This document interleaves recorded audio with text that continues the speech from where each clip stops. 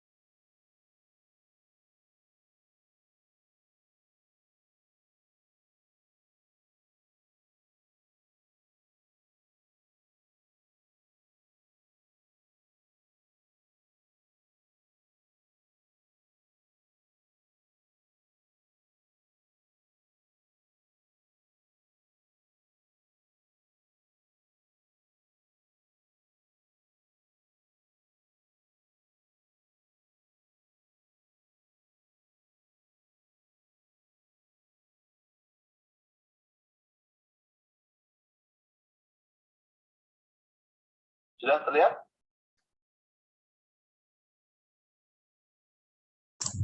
There is always two sides of a coin. So it depends on Halo, selamat pagi. Morning. Pukul 9 pagi Jakarta, betul lah? Tuan? Good morning, ma'am. Good morning, yeah. Is it 10 o'clock? Is it I'm the right session now? Or I go to the wrong one? Is it? I think oh for my this God. session, the speaker Is is Colonel Amiruddin All bin right, Datuk okay, Sulaiman. okay. Maybe I go to the wrong one. Okay, I will move to another one. Yeah, Okay, yes, okay. I'm So, so sorry. okay, no problem. See you again. Right. Okay. Ini aja.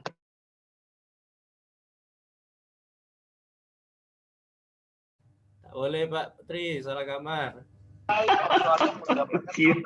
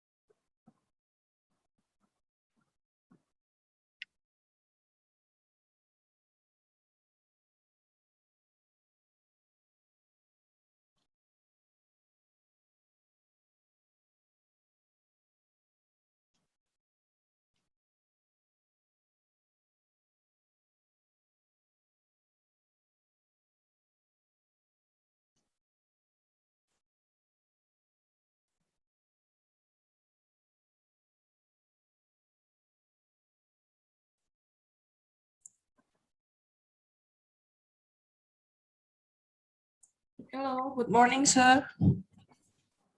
Good morning. Assalamualaikum warahmatullahi ta'ala wabarakatuh. Sorry, Walaikum- a bit early. I just want to practice on how to upload my slide on Zoom. How to share screen your slide, isn't it? Yeah, hang on.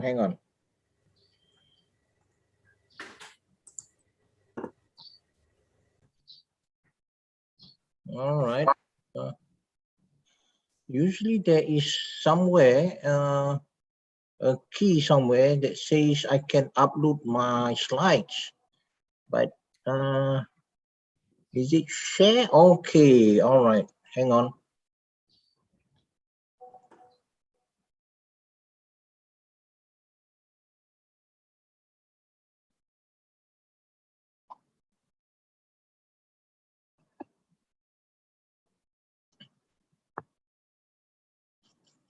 Hang on. All right.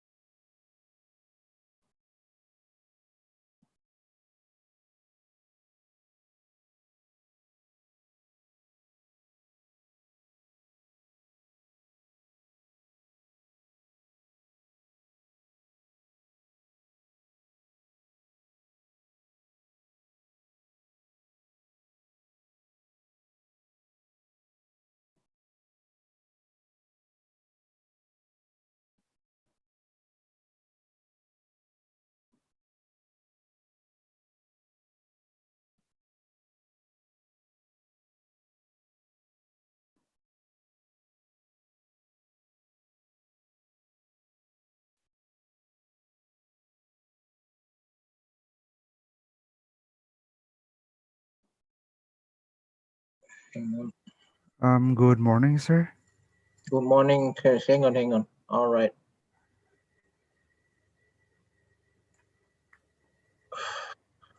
All right.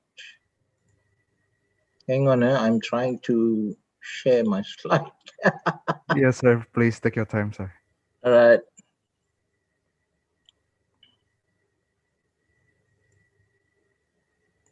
Okay, we already able to see your slide, sir. Hang on. I'm trying to play my slide. Okay. Can you all see my slide? Yes, sir. All right. But I can't see you all. Never mind. So we still have time. Not a problem. Yeah, it's 1 minute I just more. want to test. I just want to test this slide. Since you are able to see it. Is my voice clear? Yeah, it's clear, sir. All right then. All right. So you are the moderator, KL Herdayatama. Yes, I am, sir. I'm the moderator for this morning discussion session. Fine. How do I address you? Herdayatama or what? You can call me Herda, sir. Herda. All right. Actually, sir, before we start the whole activity today, I want to ask you about today's agenda. So today is Friday. I guess we will have Friday prayer, sir. Do you want us to finish it earlier, or maybe we just carry out the activity according to the schedule, sir? Hang on. I have some audio. What you call this problem? Now I'll get back to you in a bit. Hang on. Okay, sir.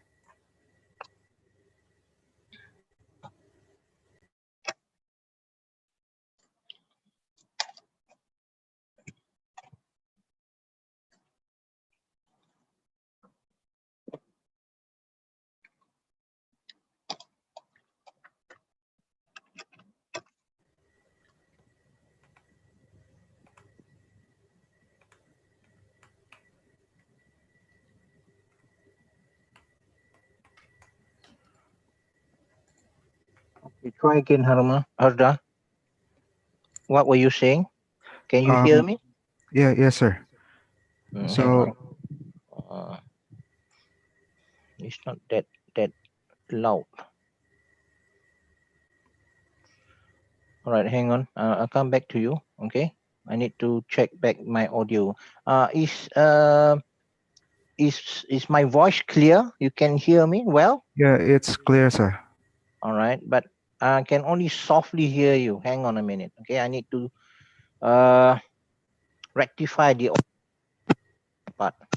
Yes, okay, sir.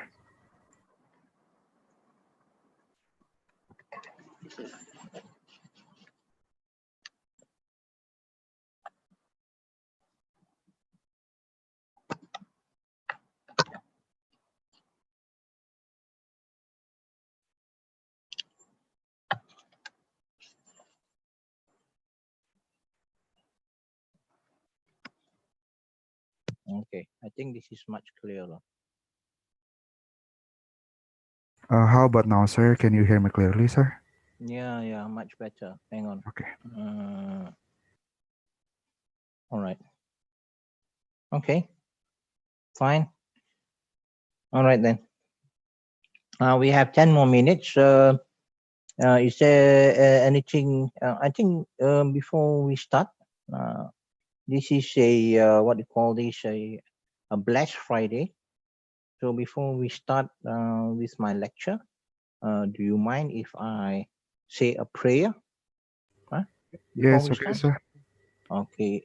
Before that. Actually, before the discussion session, they will be opening from MC, sir. Okay, fine. So I'll do the prayer after the opening by the MC. Yes, sir. Just let me know when everybody is ready, and I Yes, will start sir. with the lecture. Yes, sir. All right then. My question earlier, sir, about the Friday prayer. Do you want us to finish this discussion session earlier, or maybe just carry out the activity according to the schedule, sir? We follow to the schedule unless you need to finish off early, No, because sir. I'm in Malaysia. I'm working Yes, sir. from home, so we are not allowed to pray at the mosque. Oh, I see, sir. So we only conduct our Friday prayers for Zuhur prayers. Okay, sir. Thank you for the info, sir. No problem. So what about you in Indonesia? It's okay, Are you sir. able to go to the mosque and pray? In Jakarta, actually, according to government policy, we are not allowed to go to the mosque, sir. So similar same in happening Malaysia. here. So what about all of you there, and where at the university, National Indonesia Defense University, where you are? Is everything in containable as far as the COVID-19 pandemic is concerned? We are in our own location. I mean, we are in our own area, sir. We don't go to the college. We don't go to the campus right now. I see. Good, good. So have you all been vaccinated yet with the vaccine?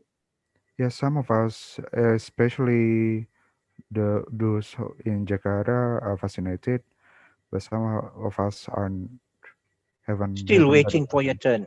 Yes, Okay, fine. It's similar in Malaysia. So let's pray together that both our countries and all the other countries in the region will start to be vaccinated as early as possible so that we all can overcome this terrible pandemic COVID-19, which is affecting many lives, right? yes, All yes, over true. in this region, both our countries, this region, and over the world.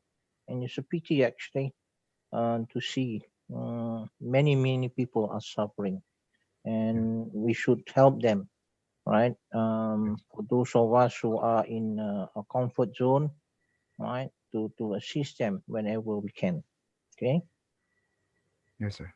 and always be grateful that we are still able to enjoy some of the little things in life. All right. Yes, sir. True. Okay, Honda, no problem. I'll wait. We'll wait for your cue when to start the lecture. Not a problem at all. Yes, okay, sir.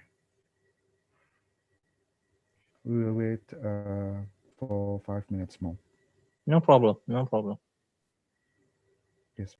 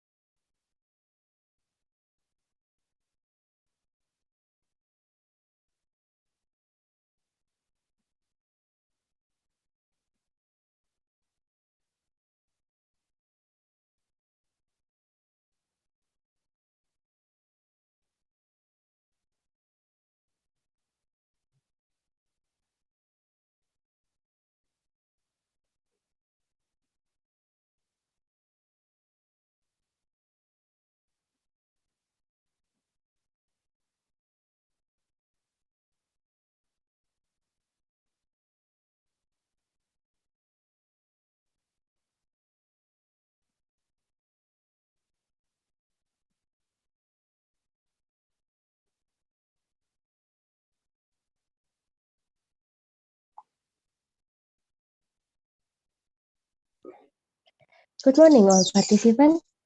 May I have your attention? We are about to begin our agenda today. So please find a perfect seat, turn on your camera, and make yourself comfortable. Thank you.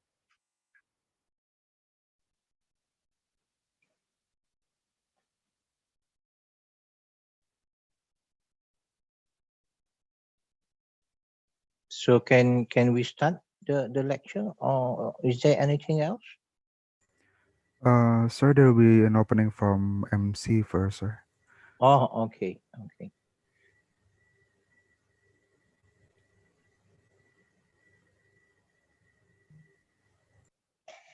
Assalamualaikum warahmatullahi wabarakatuh. Best wishes for all of us. Salam, Om Swastiastu, Namo Buddhaya, Salam Kebajikan, Salam Bela Negara. The Honorable the Dean of Faculty of Defense Management, Republik Indonesia Defense University, Rear Admiral Dr. Kasih Prihantoro. The Honorable the Dean of Defense Study and Management Faculty of National Defense University of Malaysia, Lieutenant Colonel Professor Madya Arifin bin Ismail. The Honorable Vice Dean of the Faculty of Defense Management, Republik Indonesia Defense University, Air Force Marshal Anton Iman Santosa.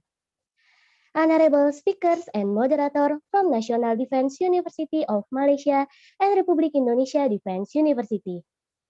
Honorable lecturer, staff, and student of Defense Management Study Program, Republik Indonesia Defense University and Malaysia National Defense University, and all participants. First of all, let us invite our praise and gratitude Almighty because of His blessing we can gather together this morning at the Overseas Study, Faculty of Defense Management, Republik Indonesia Defense University under the theme Management of National Resources for Defense and Security. The topic for this opportunity is Equipment Acquisition for Defense. I would like to extend a very warm welcome to all of you. We appreciate the time that we spent for today, and I wish the success for this session of Overseas Study which is online. To begin the session, we would like to inform our today agenda. First, opening by MC. Second, presentation and Q&A by moderator. Third, handover certificate. Fourth, photo session, and the last, closing. Honorable participant, let us proceed to our main agenda. The presentation session from Colonel Amaruddin bin Dato Sulaiman and for session would be guided by moderator Mr. Ketut Laksmi Herdayatama. Please welcome Colonel Amaruddin bin Dato Sulaiman and Mr. Ketut Laksmi Herdayatama. Before we begin, we would like to read the curriculum vitae of today's moderator. Mr. Herdayatama, Bachelor of Engineering, was born in Tambalang on February 29, 1996. He studied at the Bandung Institute of Technology, majoring mining engineering study program. Currently, he is continuing his postgraduate education at the Republik Indonesia Defense University in Defense Management Study Program. He was active in several organizations during his study. He was Commander of Menwa Battalion 1, the Bandung Institute of Technology, Commander of Basic Military Education Training, and was active in Student Association in the Mining Engineering Study Program of the Bandung Institute of Technology. He was also active in the National Defense Training Program, such as a Basic Military Education Training and Youth Development and Commander course. Let us begin to move it to the moderator.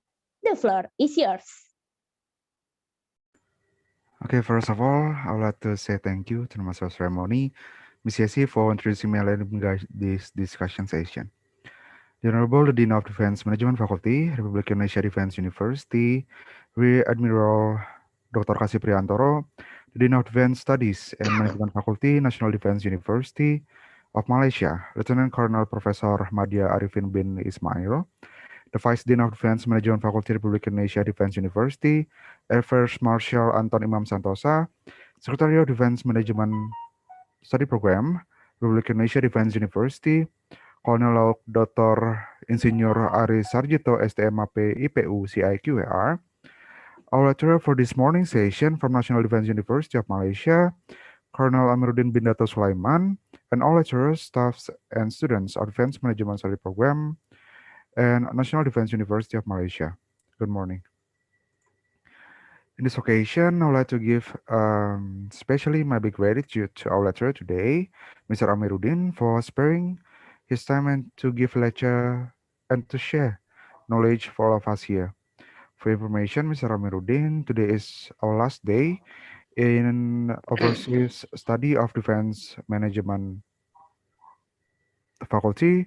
From the previous session, we learned about defense policy of Malaysia, natural resources management for defense, human resources for defense, human security, and yesterday we learned about management industry development, which of course still related to our main theme, management national resources for defense and security. Arizona, Hawaii. Today's session will be divided into three parts. The first is a lecture from Colonel Amiruddin bin Dato Sulaiman from NDU of Malaysia, and then followed by question and answer session. And last, before I close this session, I will give a chance for the speaker to give a closing statement. For students during the presentation who want to ask question, please write down your question in the chat box below. Okay, before we go to the main agenda of this morning session, let me introduce our lecturer today from his curriculum vitae.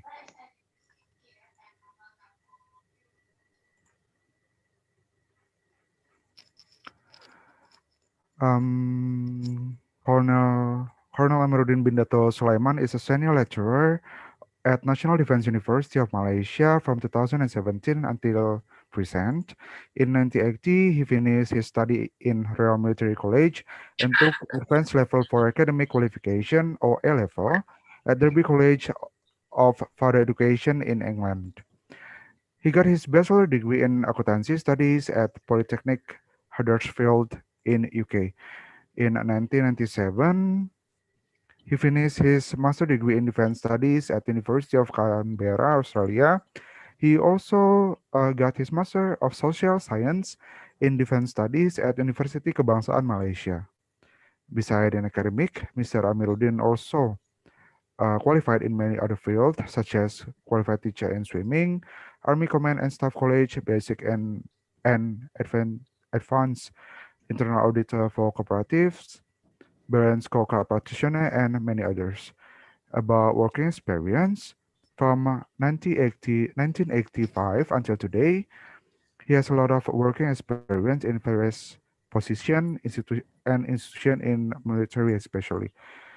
From finance officer, platoon commander, instructor, adjutant, lecturer, commanding officer, commandant, and right before he joined National Defense University of Malaysia, he was a director of strategic management in Malaysia Armed Force Headquarters. He is also academic advisor, student supervisor, examiners, researcher, and a lecturer in several subjects, such as military history, naval and maritime strategy, blue ocean strategy and total defense, strategic studies, and military relation management. He received several honors and awards at the federal level to the United Nations level. There are 10 honors and awards from 1990 until 2014. Okay, ladies and gentlemen, about 2 hours until 11:30, we'll discuss a topic about equipment acquisition for defense. And now, without further ado, here our lecture from National Defense University of Malaysia, Mr. Amiruddin, who will deliver a lecture for about 60 minutes. Please, for Colonel Amiruddin bin Dato Sulaiman, you may have the floor.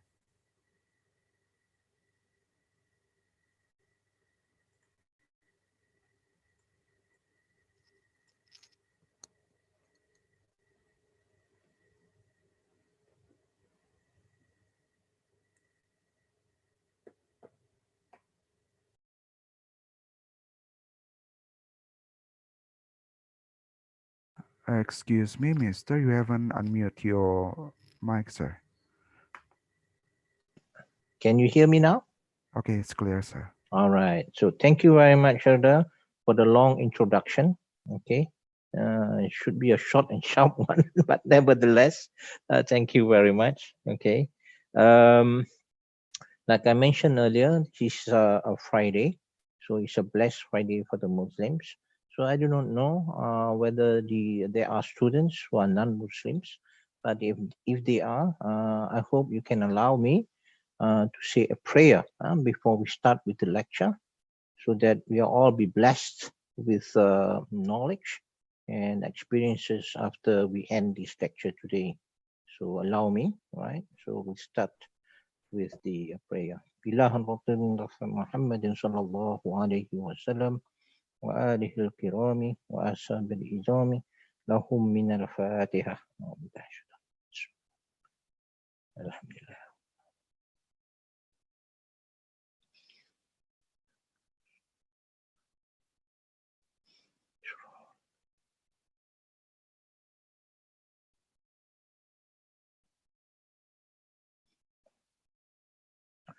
أعوذ بالله من الشيطان الرجيم بسم الله الرحمن الرحيم اللهم صل على سيدنا محمد وعلى آله سيدنا الحمد لله رب العالمين حمدا يوافي نعمه ويكافي مزيدا يا ربنا لك الحمد كما ينبغي لجلال وجهك ولعظيم سلطانك اللهم إني أسألك من نور وجه الله العظيم الذي معك عرش الله العظيم وقامت به علم الله العظيم أن تصلي على مولانا محمد في القول العظيم وعلى آل نبي الله العظيم بقدر عظمة ذات الله العظيم في كل لمحة ونفس ونلمة في علم الله العظيم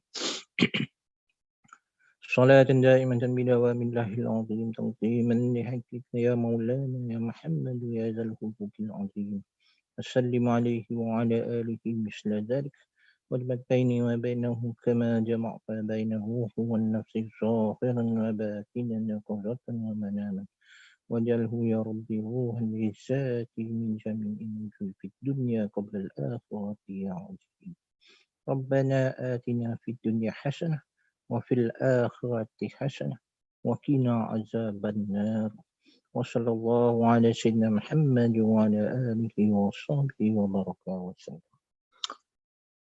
All right, Alhamdulillah. So, can somebody help me, Hilda, to show my slides? Yes, sir. So, do you want us to share the slide from here, sir? If you don't mind, because I already It's okay, sir. fine. The operator, please.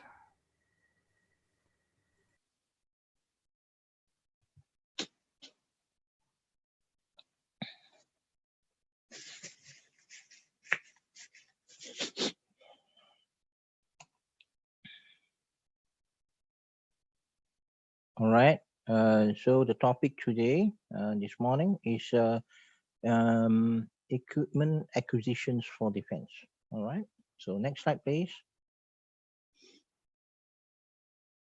So that is the outline for today.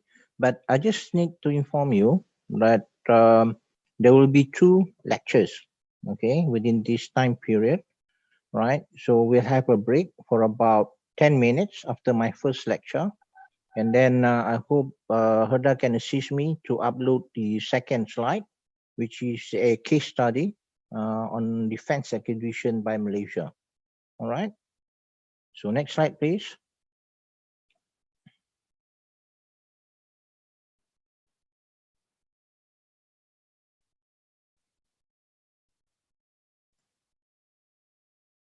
Right. So what is defense, right?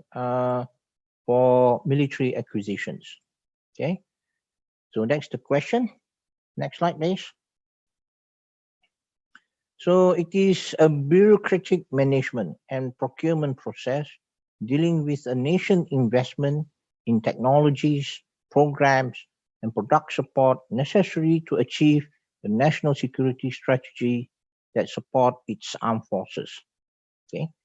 So the objective of defense acquisition is actually to acquire products satisfying specific needs and provide measurable improvement to mission capability at a fair and reasonable price. Right. So this is a definition from the U.S. Defense Department. Okay. Next slide. So it is a process. Why it is bureaucratic? Because there are many levels. So whether you like it or not, we have to deal one with the Ministry of Defense, our civilian partners, and then another we have the armed forces organization, and both of these organizations have different levels of acquisitions processes. So it is actually a process. So involving multiple agencies, as I mentioned just now, and also the private sector. So whether you like it or not, right? Countries like Malaysia and Indonesia, despite having our own defense industry, right, we still need to purchase other equipments from other countries, right? Because we are not able to produce it. So that's why we also collaborate not only within our defense industry for our defense equipment requirements, but also other private industries from overseas. Okay. So what is it about? It is about political leadership. So at that level, at the highest level of the country, if there is a white paper, so Malaysia just announced its white paper at the end of 2019. So it provides what is a defense white paper. It is a general paper, a policy paper, informing the public what are the requirements of security and defense. Like I said, from the Malaysian experience, is from the defense, our defense white paper, is what are we facing the threats, the future threats of the country, and how do we actually achieve to contain it, right? And also the development of the Malaysian armed forces. So when we look back at the geostrategic situation, not only in Malaysia, but also in the region and the world, so how do we accustom ourselves, right, to those new and geostrategic environment? So do you all understand what when I say about geostrategic situation? Any comeback? No problem, you can understand that? Okay, good. So after the political leadership, the defense white paper and the defense policies, right, it include other departments as well. So in Malaysia, it involves the defense and finance and other relevant agencies. And obviously the armed forces and also the private sector, including companies that sells the equipment with related infrastructures, facilities, and human resource development. Next slide, please. Right. So, like I mentioned just now, what are the elements involved? One is the defense white paper or the national defense policy. So some countries may not have a defense white paper, but they have a national defense policy. And then you have defense planning and development. You need to have plans, right? And then you need to have the development, okay? And then obviously, once you have that, right, it's about the defense acquisitions. Then only once you have determined your plan and the development, then you make the acquisitions, all right? So those are the elements involved in defense equipment acquisitions. Next slide, please.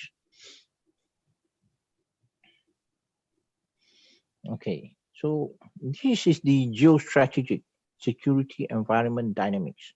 So when I say dynamics is that it is an ever-changing environment. It is not the same. Example, at one time, countries in this region were fighting insurgencies, right? Guerrilla warfare. But in the early 2000, we started to move on to terrorism and so on, okay? So the environment is changing. The other things is that it's about technology. Military technology or even civilian technology keeps changing, okay? So the dynamics of the security environment is like has a life of its own. So it continues to develop over time. And then countries, they do trade, right? So trading, we are getting more closely linked through economic activities and partnerships. Right. One time, China was considered just a developing country, but now China is perceived as a major economic power, overtaking Japan in the number 2 spot. And it is expected by 2030, 2040, China could be the major economic power overtaking the United States.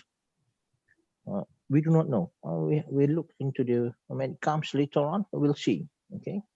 Then obviously the depletion of natural resources.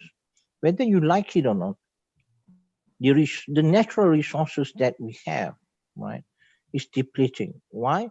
The human population is increasing, and then you have what you call the middle income earners, the increasing numbers of middle income earners, particularly in China.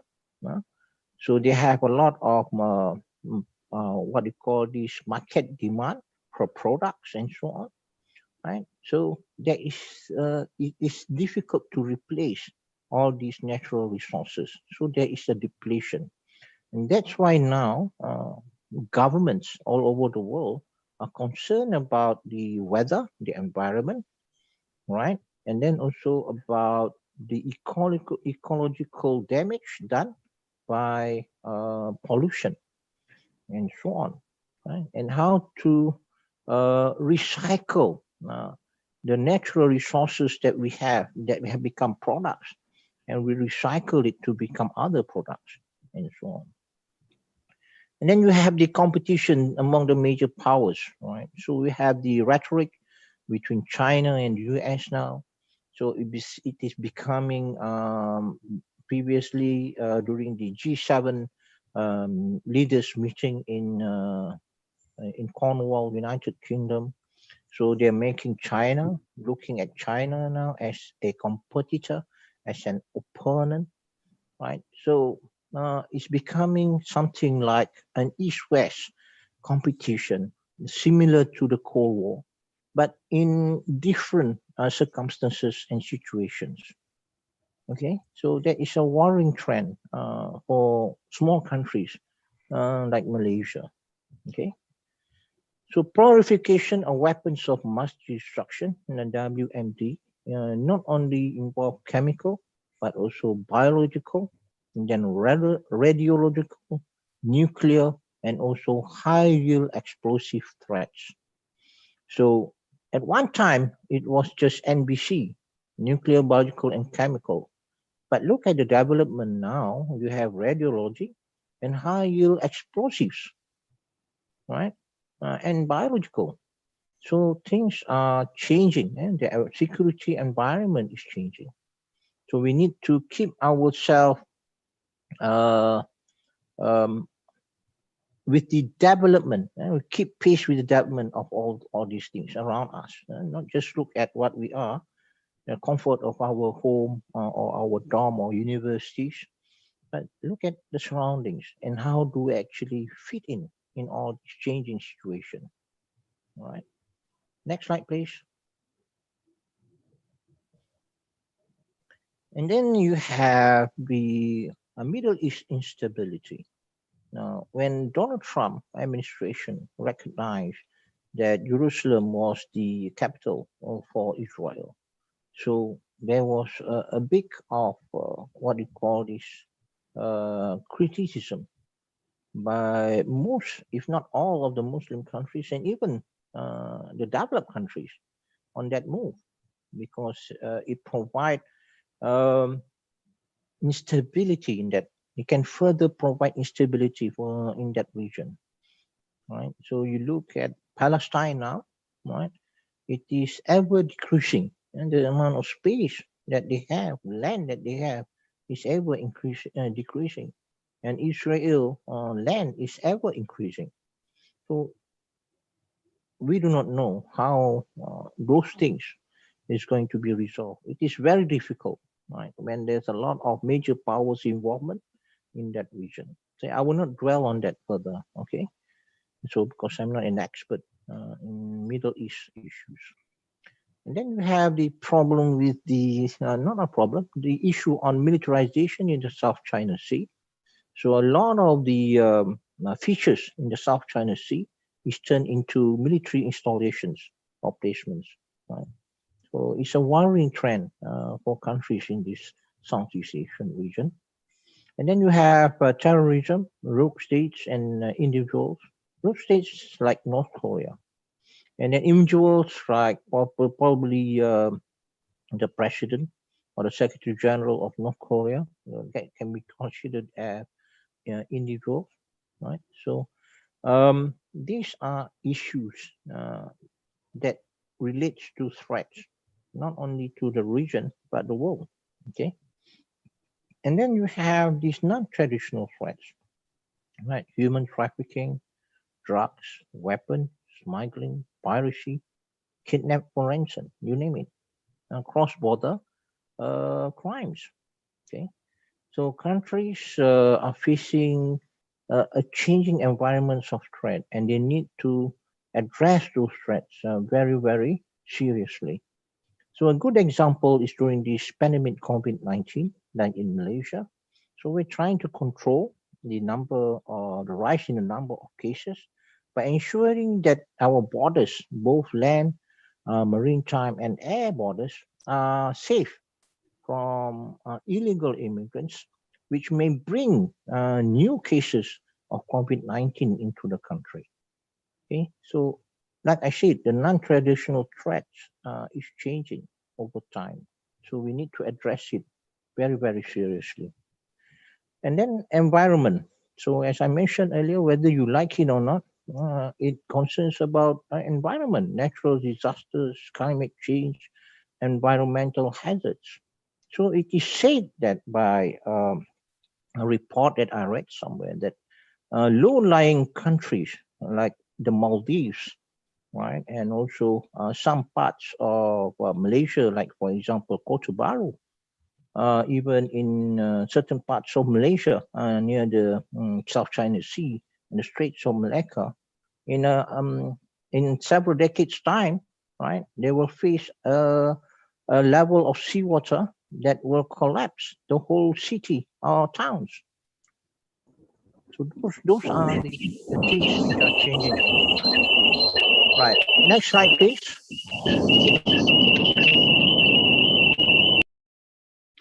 Right. So the Defense White Paper, the National Defense Policy, is the formulation of national security strategies. So when you have a national policy, which is very general, so you need to come down to expand it further into more specifics. So you formulate what are, based on the Defense White Paper, what are the national security strategies? Okay, so understanding the current and future dynamics of the geostrategic security environment, as I mentioned earlier, determining national preparedness in facing challenges I've mentioned just now, right? Looking at the threats the country is facing and how do we overcome it with our limited resources. And then obviously the future development of the security forces. And then the national resource allocations for security and defense purposes, a percentage of gross domestic product. So since the introduction of the Malaysian Defense White Paper, so it was stated that the national defense budget will be a certain percentage of the gross domestic product. All right, and obviously the development of the national defense industry. Why? So it's all about self-sufficiency. So every country tries to do that, but it is done, right, in a way that through knowledge exchange, technical, or what you call these technology exchange and so on, right, to revive or even sustain the defense industry. But there are a lot of challenges. I think Indonesia had a very sustainable development of its defense industry. So I think the last one I heard was that you were capable of building your own submarines. Okay. So those are some of the examples for the development of the national defense industry. Next slide, please. Right. So we go one step one level down. So the Armed Forces Security and Defense Policy. So the people, the staff officers and the commanders in the armed forces will now look at the security and defense policy from the national defense, from the defense white paper, right? So how does the armed forces contribute towards what is presented in the national defense white paper? So how, within our limited resources, how do we undertake it, right? And then look at, review the strategic long-term development plan during economic contraction and also expansion. So economic robustness and recessions. So sometimes people fail to address when you develop the armed forces, taking into account recessions. They think that the country is experiencing economic expansion all the time. So if you look at the world economic downturns and upturns, right? So there is approximately every 10 years, and there will be an economic downturn. So you need to cater for that when you plan for your armed forces development, okay? Then obviously the force structure. So do you need more men or do you need less men? So how do you balance that with technology, right? So at one time, not at one time, now what we did in Malaysia, our experience is that we further increased the skills of our soldiers. So they are able to do multiple skills, multiple tasks, instead of just one task. So it becomes smaller, right? So you, from that savings, now you can acquire equipment, right? Critical equipment for the armed forces. Then obviously sustaining current capabilities for military operations, training and logistics. So with the amount of money that we have, besides the development of the armed forces, we also need to sustain our operations. What does operations mean? That means ensuring the security, the sovereignty of the country is safeguarded, particularly along the borders, right? Both land, maritime and air borders, right? But at the same time, also there must be a continuous training, improving the skills of the soldiers, right? And obviously logistics, the support that is required to conduct the operations and training. Next slide, please. So you need to prioritize acquisition for future development. So when I say prioritize, like we're not like America. So they are able to develop, right? They do research and develop new weapons for the future war. But for Malaysia, we're only a small country, right? We can't even buy an advanced equipment with in the millions and the billions of dollars, US dollars, right, at one go. So we need to spread it over time, which is called the Malaysian 5-year plan. So in fact, acquisition sometimes doesn't take 1 or 2 months. It takes several years. For example, the Malaysian submarines, it took about 5 years to complete. From the moment the agreement was signed, the contract was signed, until it's operationalized in the Malaysian Armed Forces. And then interoperability. So that means whatever equipment that you acquire, right, you're able to operate with the Navy and also the Air Force. Okay, so those are some of the things that you need to take into account. And then obviously the development of the defense industry.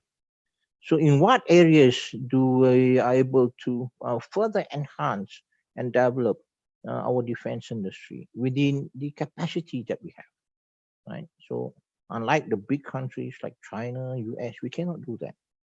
So what Malaysia does is we do it within their capacity, at least to achieve a certain extent of self-sufficiency.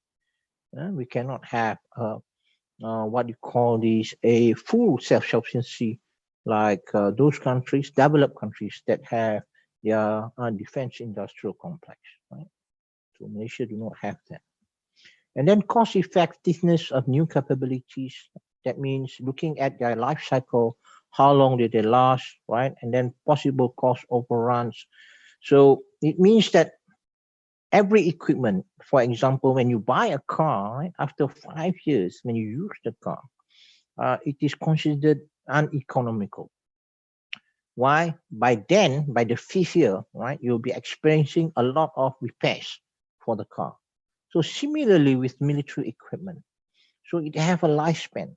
So after a certain years, right, it will become uneconomical. Because why? Because the parts are not easy to get. It's not easy to maintain it, right? It will cost a lot more money and so on. So it's best to buy new equipment, new capabilities, right? So that's life. You can't run away from it. Next slide, please. So the crux of the matter now is the defense acquisition. Next slide, please. So there are 5 elements or 5 factors.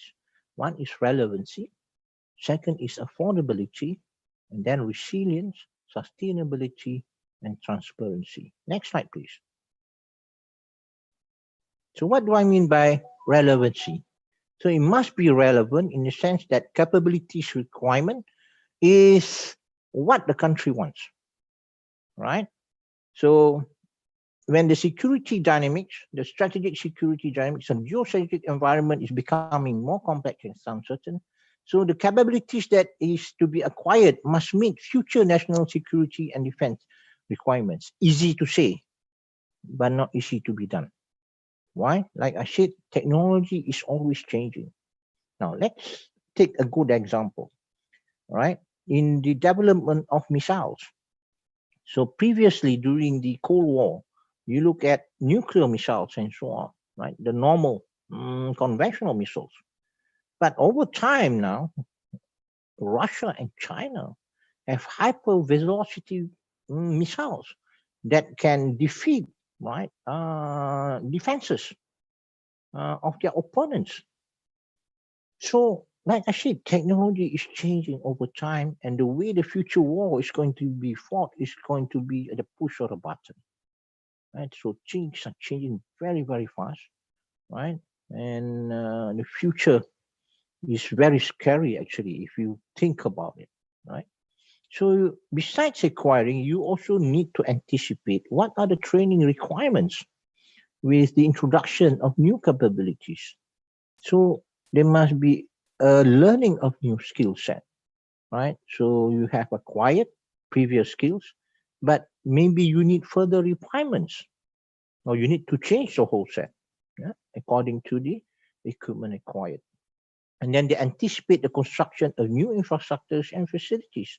So obviously, for example, if you don't have a submarine, suddenly you acquire a submarine, where do you put it? So you need the infrastructure and the facilities and the human resource behind it, right? So there is a saying that in the military, you may have the platform or the equipment or the weapon by itself, but it only works, right, if there's a human behind it. Okay, so anticipate the human resource required. Okay, and then you participate defense industry players in the acquisition of those assets and or the maintenance or sustainability of it, right, so that it can operate at a much longer period of time. Okay, and then obviously again interoperability among the services. So when you acquire the equipment, right, it must be able to operate interoperability between, say, for example, if the army acquires the equipment, it can also interoperate with the Navy and the Air Force. A good example is during joint exercises, when it involves the 3 services. Okay, that's what interoperability means. Next slide, please. And then obviously affordability. So Malaysia, in my research, which I have done, Malaysia is a country where socio-economic development is a priority. Defense comes later, right? But it doesn't mean that Malaysia forfeit its security development or security issues, right? So there is even the priority is looking at socio-economic development, but defense and security matters are not put aside. It is looked into so that to ensure that the sovereignty and the security of the country is contained properly, right? So it's about resources again. Resources are limited. So how do we use efficiently the resources that we have? Times of economic robustness and recession, which I've already mentioned earlier. And then it's about making hard choices. So when you prioritize your acquisition, right? Sometimes you have to forego other things. Okay, so you need to buy this equipment first. So you have to forego other things. When you forego other equipment, that capability is not acquired. How does that affect your security and defense? So those are some of the hard choices that military leaders and also their masters need to look into and decide. It's not easy. And then the cost projection, the life cycle, the maintenance, right? Training of the man, continuous training and so on. Because why? Over time, people come in and people retire or leave the service to go elsewhere and so on. And then the possible increase in fuel and lubricant prices. So we look for the past couple of weeks, the price of fuel is increasing over 70 US dollars per barrel, and is projected to achieve about 100 US dollar per barrel after the post-pandemic situation. That is just a prediction by the financial and also the energy specialists in the West. And then unforeseen or unplanned repairs and replacement.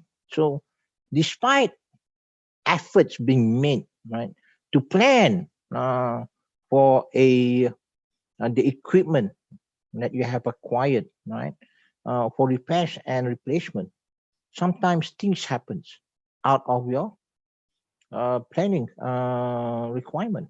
Yeah? For example, mishaps might happen. Okay, so how do you cater for that? So it's not easy. And then avoid undue cost overrun. So like I said, resources are very scarce, especially money, right? So in the military, right? So in Malaysia, the civilians control the money, right? So the military just plan and use that money as efficiently as possible. So the way we plan it, right? We don't have any cost overruns unless it can be avoided. A good example is that when you need to upgrade, right, the lifespan of a equipment. So let's say now the equipment is lifespan is 10 years, but you need to upgrade it because the country do not have the resources or the finance to buy new equipment. So it needs to be upgraded, which is more economical, to another 5 more years. And that's what happens, right? So in my studies, right, so the first 5 member countries, Malaysia, Singapore, Indonesia, Thailand, and Philippines, right? In my research, besides acquiring new equipment, right, they also upgrade, and also sometimes they are able to be given equipment by other countries like the United States, Germany, UK, you name it. Yeah? Some of the armed forces, they are given the equipment by those developed countries. Next slide, please. So resilience. So when you acquire equipment, it must be resilient. So you need to adapt to the change quickly, responsively, and timely. Easy to say, but not easy to be done. Okay. So due to the complex and uncertain future, it's not easy to really prepare for any future eventualities. Now, the late researcher, I can't recall his name, Collins, I think if I'm not mistaken, Colin Gray, he mentioned that you may use historical data to predict the future, right? But in actual fact, whatever you do, the future is still uncertain. You cannot predict it precisely. Okay, so you need to prepare for that. It's not easy. It's always a challenge. So you can only do your best. And then you have to prepare skilled practitioners that have capability resilience. So you must have experts in that defense equipment, how to operate it in peacetime, how to operate it in wartime. So you, and then the continuity of it. So you need to have the younger people that have the skills and the expertise as that of their older generation. So you need to pass on that knowledge to the younger generation so that there is a continuity and sustainability of knowledge and experience. And most importantly, the skills that is needed to sustain and maintain the equipment. And finally, the risk, right? Considering sustainable principles, may not guarantee the resulting capabilities will be resilient. Now, despite the effort being made, we are all human beings, all right? So sometimes when you have done your best, things still happen. So you can't avoid it, right? So you just have to prepare for it, right? So it's not easy. So it's very challenging. But for those professionals, like in the military, from my experience, right, whatever resulting capabilities that we have, we always overcome it and make sure that it is operational. Okay, so we do it to the best of our ability, and it can be done. Okay, next slide, please. Sustainability. So it's about sustaining the equipment. So it is complex and uncertain, again, because of the security environment. And then, like I mentioned earlier, new developments in warfare, military technologies. I already mentioned that. Sustaining the unsustainable. What do you mean by that? Sometimes, right, you find challenges, right, of the equipment which is unsustainable. How do you do that? You through adaptation. So, for example, the availability of fuel is a limited resource. So the alternative is going green. So those some of the adaptations that you need to undergo. And then preparation of critical resources could result in unsustainability. Now, for example, rare earth materials. So China now is the leading country in producing rare earth materials. So whether you like it or not, right, these materials are being used in all the equipment, military technologies, and also our daily lives in our handphones, fridges, cars, you name it. Okay. So need for careful considerations for the relevant sustainability risks involved and to manage it the best possible way. So like I said, so you need to consider, right, the sustainability, the risk involved, and how to possibly manage it. So like I said, you can only plan according to the capacity or capability that you have. So whatever happens next, you need to adapt. So one other way to overcome that is to have your own R&D. That's why it's very important to have skilled personnel so that they can look at alternative methods on how to overcome the unsustainability measures or risk. Okay, next slide.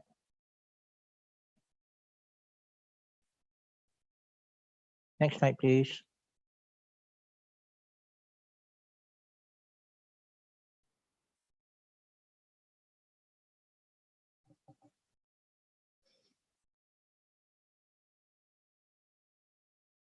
Next slide, please.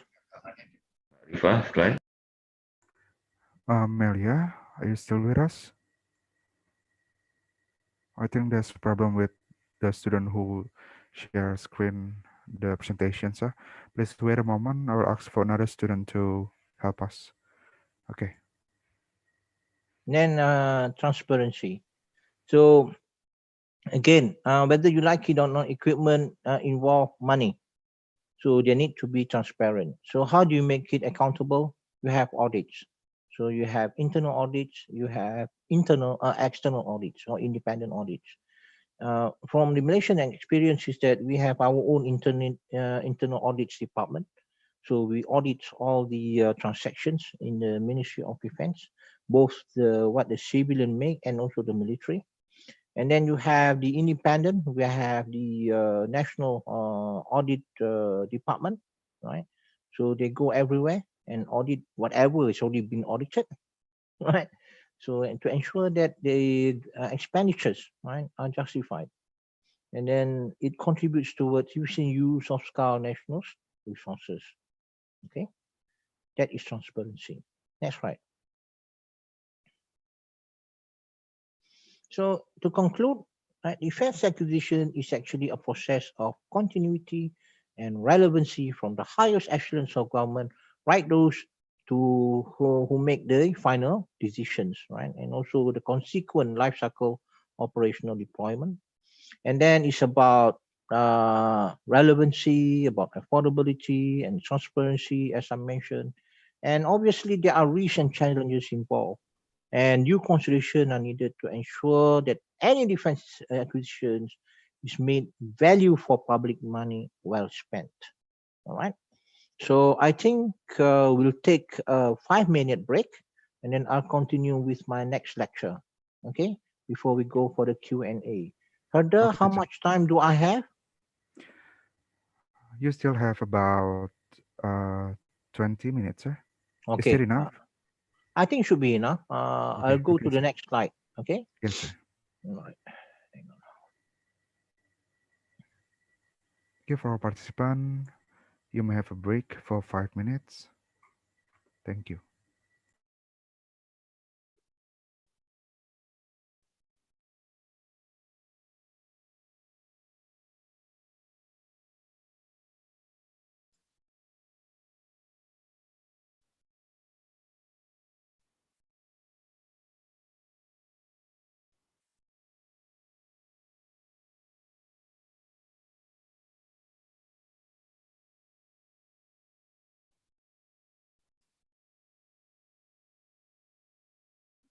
Herder, if you are still around, could you help me out? Could you use my second slide and post it in the Zoom? Oh, sure, sir. Okay, Wait okay. a moment. Because I'm not quite an expert in all this application.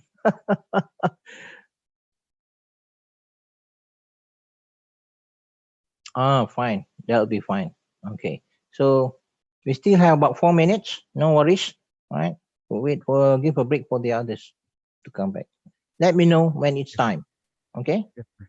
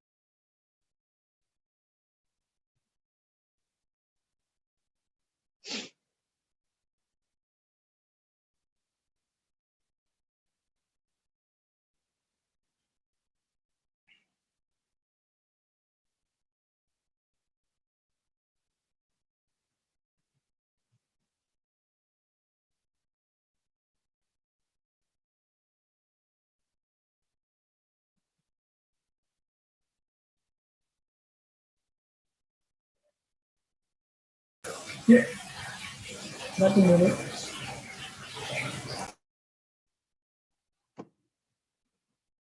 me, sir. The break time is over.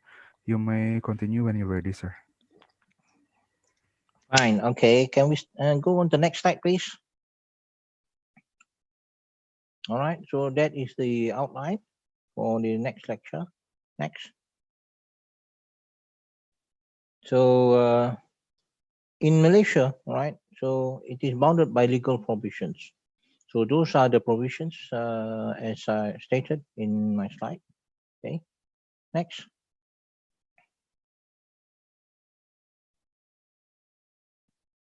So the provisions are instruments applied to procurement at the federal, state, and related government agencies and not specifically applicable to defense procurements. So all of you can come under the Government Procurement Management Division, Ministry of Finance. So whether you like it or not, the money comes from the Ministry of Finance. So they are the guardians of those finances. Okay. So the legal provisions are not only at the federal. Federal means the government. State is the states in the country, and then right up to the lower levels, right? So it applies for all government agencies. Next slide, please. So we have the tenders board, which is appointed by the Ministry of Finance. And then we have the defense procurement by the Ministry of Defense, which comes under the purview under this legal framework. So in the Ministry of Defense, the procurement, defense procurement, it follows all the legal requirement that is needed. Next slide, please. Right. So transparency in defense expenditure and procurements. So it's all about the Official Secret Acts. So when it comes to defense equipment, it's about secrecy. So it is very difficult for countries to actually make public knowledge of whatever their defense acquisition are, except when discussed in Parliament, but to an extent. So all the other sensitive issues regarding defense acquisition are done separately. Yeah? So I think it's similar for other countries as well. So there's a need, there's a challenge actually to acquire the information on defense acquisitions of a country because of defense and security secrets and national interest. Next slide, please.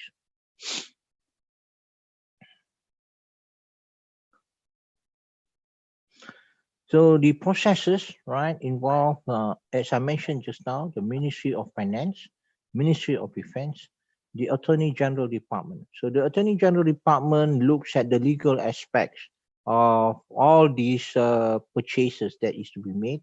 And then we have the Science and Technology Research Institute for Defense, which is an agency that do R&D for defense, right? So they look at the acquisitions to be made, whether it conforms to the quality and also to other matters that relate to the requirements of defense. Next slide, please.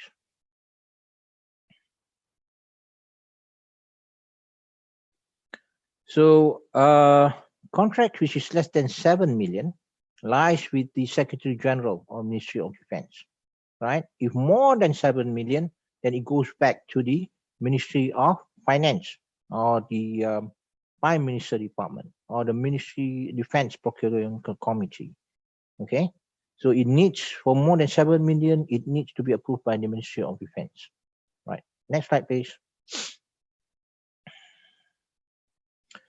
So the processes are, you have the defense process internal control, where you have the technical and price negotiation committees, both military and defense civilian staff.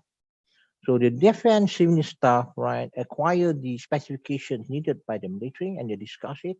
And what are the equipment that is being proposed by the private companies, right? And so on. So they look into it. So for transparency purposes. And then you have the external control, where you have the Ministry of Finance, right? And all right, Milia Shafira, hang on. Okay, the Attorney General's Department. Okay, next slide, please. So the stages are that obviously you have the annual budget, which is presented in approved in Parliament, and then you have the budget allocation for the item to be procured, and then the technical specifications preparation, and finally the evaluation and determination of the tenders for that equipment. Next slide, please. Right. So this is the tenders, right? For those tenders of more than 200,000 is called an open tender, and then from 50,000, 200,000 you have closed tenders, and then you have also direct negotiation with the supplier, which is the approval by the Ministry of Finance. Okay.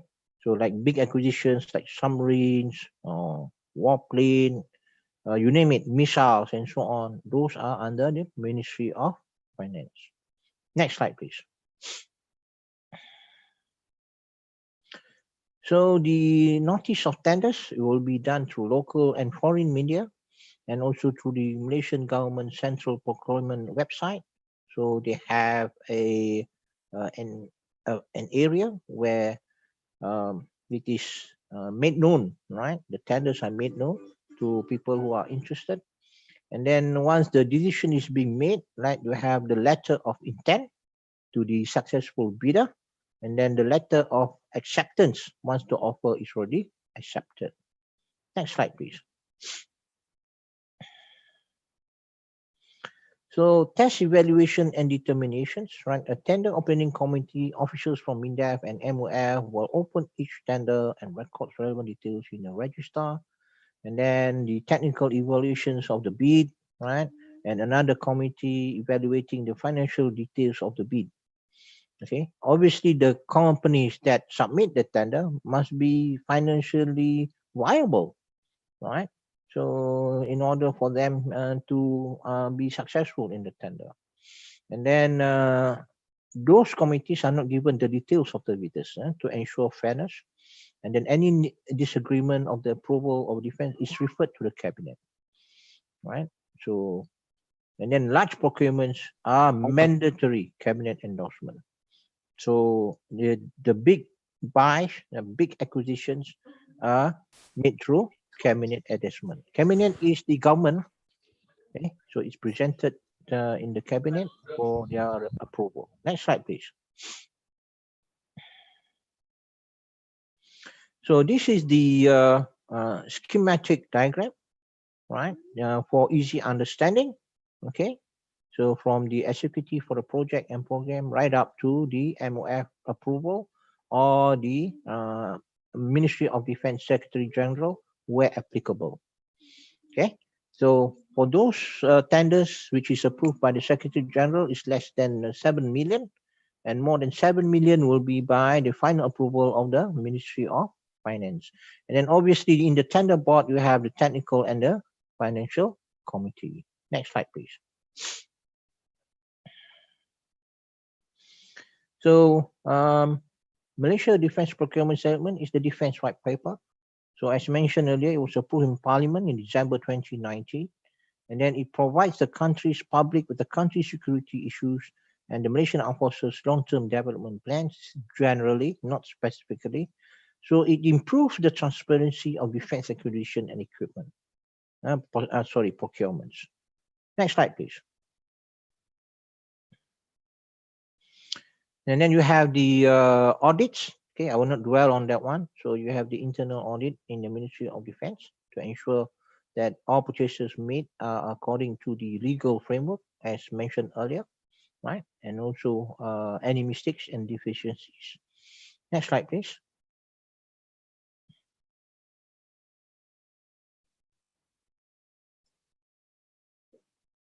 Okay, we have the external audit.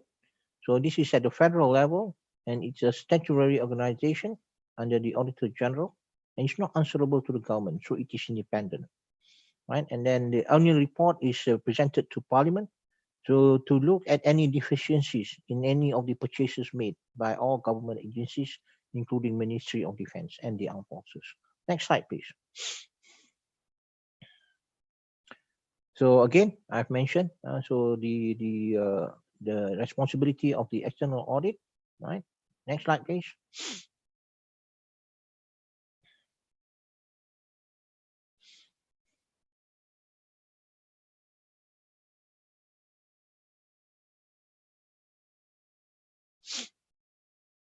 So defense research and development. So these are the other issues. So in Malaysia, we have an organization that is committed to research and development for defense, which was founded in 1968. Okay, next slide, please.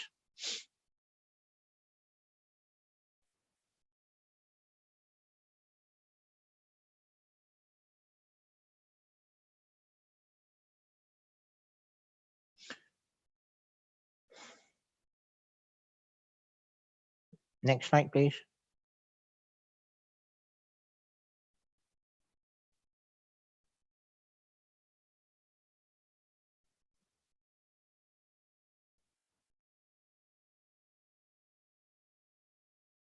Okay, the defense industry development, right? So as I mentioned earlier, to be self-reliant, but not in every sense of it. So the focus in Malaysia is automotive and aerospace, right? And then you have joint ventures, private sectors, right? The Syarikat Malaysia Explosive and the Lumut Naval Dockyard, and also offsets in technology transfer and training. Okay, next. So to conclude, no conclusion. All right, I must have left something. All right, so let's look at the questions posed. Right, Adi Nugroho. So Excuse me, sir. yeah. Do you want to answer the question directly, or maybe for more interactive with the students? The student, if you allow it, the student will I think explain because the question. of the audio Oh, chat, okay. right? I see. So let me see. go through the chat. Right, when I look at the chat, I just answer the question from the chat. Right, sir. I Okay. just want to remember this. Remind the student, if you have a question, please write down your question in the chat. Yeah, in the chat box. Thank you. Okay, right on there. Just So the please first one is proceed, sir. from Adi Nugroho. So Malaysia have internal and the independent auditor to ensure that the procurement of defense equipment is carried out properly and can be accounted for. So his question is, how far can the independent auditor supervise the procurement of defense equipment carried out by the Ministry of Defense? Now, when it is audited, right, the purchases, the tender process, the acquisition has been done. All right. So they look at the what you call this, the processes, the documents which the acquisition was made, and then they look on the ground, right, whether it is what it is stated in the agreement is what happens on the ground. So they look at any deficiencies in the legal framework, firstly. So does it follow the legal framework? Is it more than 7 million or is it less than 7 million? So the documents of tender, so one is the letter of intent and then the letter of acceptance and finally the actual contract and also the acquisition of the equipment itself and so the training of personnel and then the maintenance and so on. So they look back at what has been done. Okay. So if there's any deficiencies, right, from the perspective of the acquisition of those assets, then it will come in the annual report. It is not involved directly, right, in the acquisition of the equipment. So that's why it is independent. Okay, so that they prepare the audit report. From the audit report, they look at the evidence that is provided by the documents in the acquisition of those assets, right? And then they will put out their report, right? If there's any deficiencies or any other challenges, right, that needs to be rectified in the process of that acquisition. Okay, so the thing has passed. So it means that it is independent, right? It is then after things have been acquired. Okay. Now the other is is from Milia Shafira. Okay. So having a strong defense is a basic need for every nation. Defense capability is not only important in maintaining the safety of the nation, but a symbol of strength and a means to achieve national interests. All right. Then to achieve this goal, we need defense equipment. Defense equipment. Hang on. Okay. Can be done by buying imports, right, through the defense industry, self-reliance. All right. I want to know your opinion in the procurement of defense equipment in Malaysia. Is it better to buy or manufacture by relying on the domestic defense industry? Very good question. Now, like I said, Malaysia, our capabilities are not as that of developed nations like China or the US, right? Where what we call this, they're able to, they have their own defense industrial complex, which is capable of doing research and experimenting, and then at the same develop new weapon systems for the future war. So Malaysia do not have that capability. Now, like I mentioned just now, we have our defense white paper, which was published in early 2020 when it was discussed in Parliament in December 2019.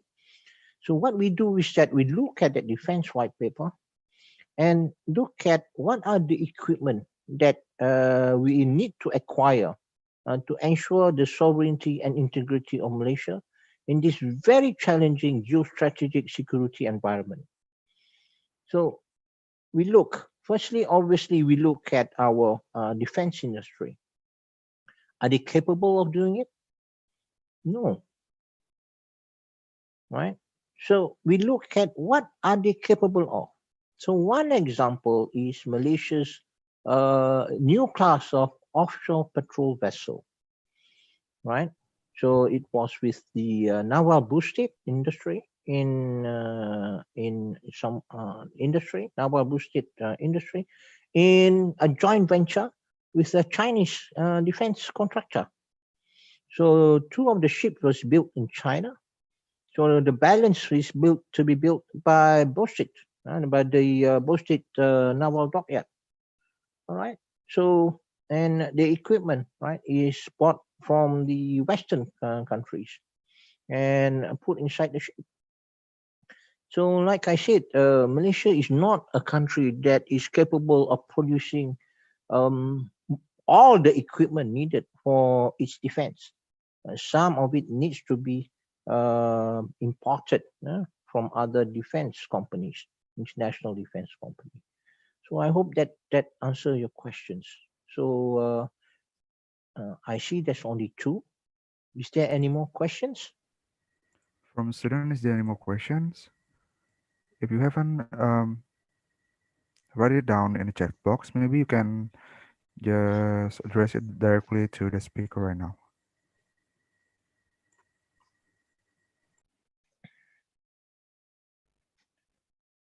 Excuse me, I have one question, Mister. Yes, go ahead, please. Hello. Yes, Mr. Tri, please.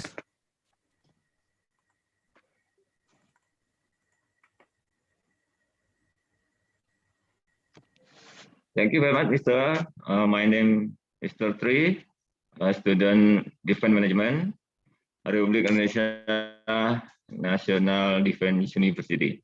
Very interesting about your presentation today. I'm interested with about interoperability system in 3 services of Malaysia. My question: how to build the interoperability system in the Army, Navy, and Air Force, so the 3 services in good coordination, good collaboration, and good control operation. Is that my question? Oh, fine. Very simple. Way back in 2006, 2007, we established the Joint Force Headquarters. So it is the Joint Force Headquarters' responsibility to ensure the interoperability of all these defense equipment between the three services, and he has done that. So any acquisition that is being made, right, either by the Army or the Navy or the Air Force, is jointly coordinated for interoperability by the Joint Force Headquarters. Okay, I think that's all I can answer, because, like I said, defense and security matters are very, very sensitive. So I cannot indulge too much. I hope you can understand that. Okay, so I hope that answers your questions. Now let's go Maybe to any feedback from Mr. Tri? Okay, no, maybe we go to next question, sir. Okay, we go to the Chat chat box. box. Excuse me? Bayu Ageta. All right. So Yes, sir. she said that how does the Malaysian government determine the budget allocated in the procurement process for the main equipment of the defense system? Okay, I think I understand what you mean. All right. So I mean, every nation, even the United States, right, before they acquire any equipment, they need to pass through Parliament or in the United States Congress or the Senate as well, right? So in Malaysia, it's the Parliament, both the Dewan Rakyat and the Senate, Dewan Senate. So when it is approved, right? So what they did was very, say for example, the government is going to present the new budget of 2022 in October, November this year. But the work has been done, right, very early, in fact, late last year and early this year, for all the government departments and relevant agencies to come up with a budget. Looking at, obviously, first at the economic viability of the country, right? It's predicted for this year, for next year. So looking at the pandemic situation and so on, so it is accounted for. So they say that the economic growth for Malaysia for 2022 could be 6%. So 6% of economic expansion for Malaysia next year could amount to, say, 300 million ringgit. 300 billion ringgit. Okay. So from that 300 billion ringgit, the apportionment of security and defense is determined. So how is that determined? Now, we look back at the defense white paper that was established in early 2020 and was discussed in Parliament in 2019. So they look at the equipment, document, and from there they assess the requirement of the defense budget. Okay, so that is how it is determined, because it is already in the budget, right? There is already details, right, of the major procurements that is needed by the Malaysian Armed Forces, including new, what you call these technologies, new equipment, new platforms that it require to ensure the sovereignty and integrity of this country, and also to replace all this antiquated equipment that Malaysia has. It's how it is determined. Okay, so in the budget itself, it is already identified how much, all right, is the budget to procure the equipment, including the maintenance and sustainability of current assets that it has. Okay, so very good question. All right. Now, let's see. So Excuse me? hang on, we have another one from Ambodo, right? Ambodo. Yes, sir. So there are two questions. How does Malaysia build the interoperability system? I think I mentioned that just now, right? Good communication, coordination, and control. Well, we have the Joint Force Headquarters. And the other one is the offset TOT and so are easy to say, but not easy to be done. How is the implementation of offsets or TOT in every defense material acquisitions can improve Malaysian human resource capability? Please explain. All right. I did a research on the developments of the Malaysian defense industry. Very good question as well. like I said, it's not easy.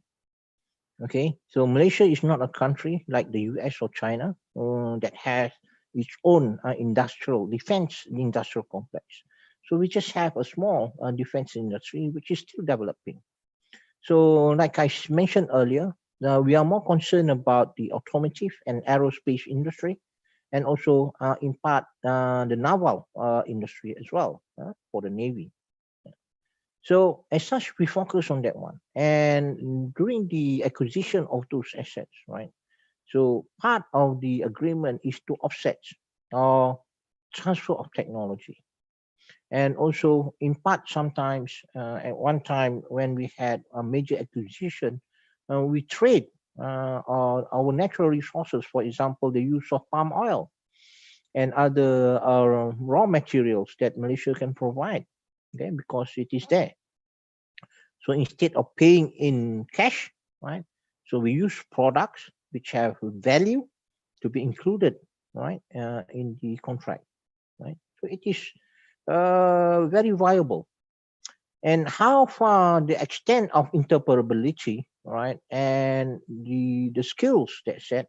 So every new what you call this platform that is acquired, right? So there is a cooperation between the international company and the local company to develop the human resource skills needed for that acquisition, new technology. So that's how the defense industry is developed. Okay. So the other question that you mentioned just now was that the offset, acquisition, and improve the human resource capability.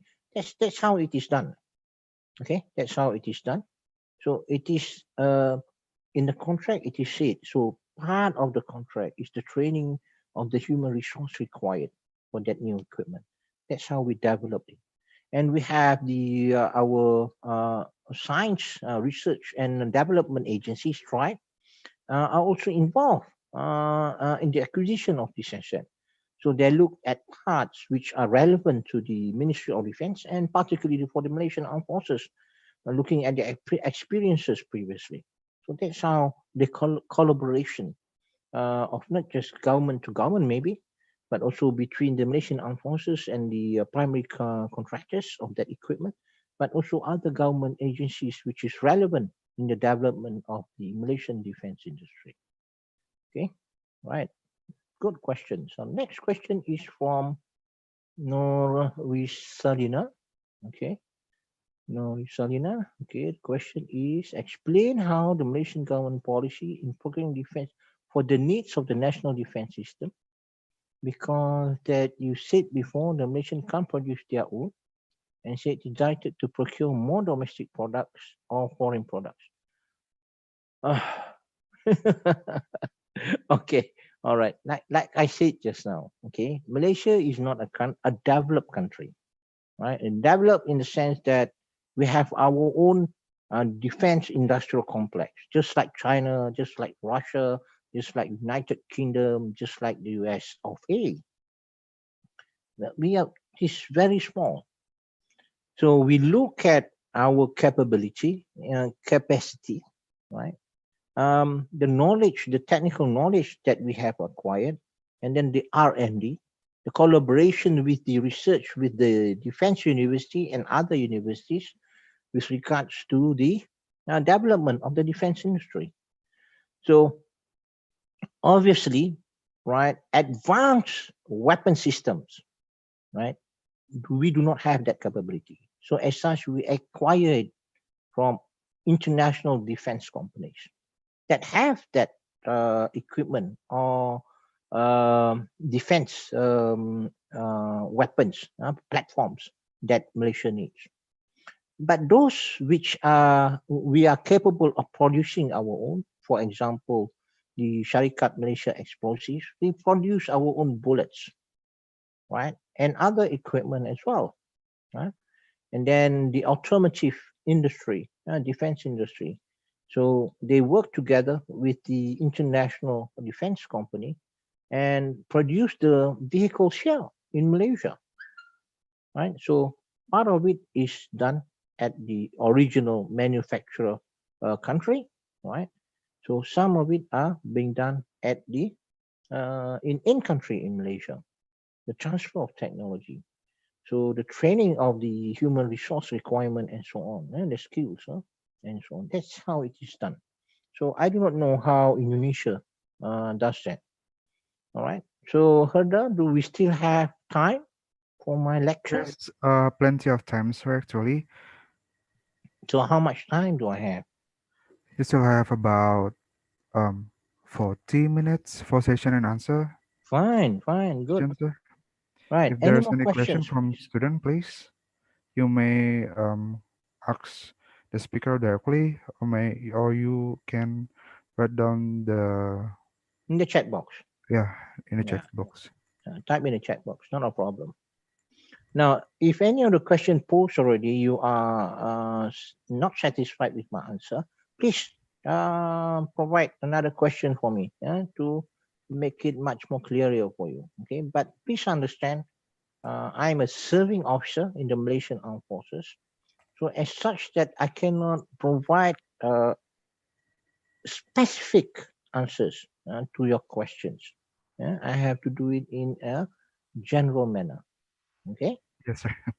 All right. So there's question from Mr. Adi, sir. Maybe Mr. Adi, you want to deliver your question directly, please?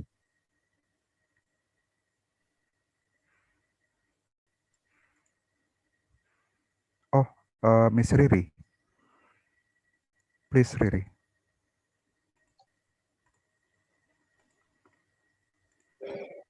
Excuse me?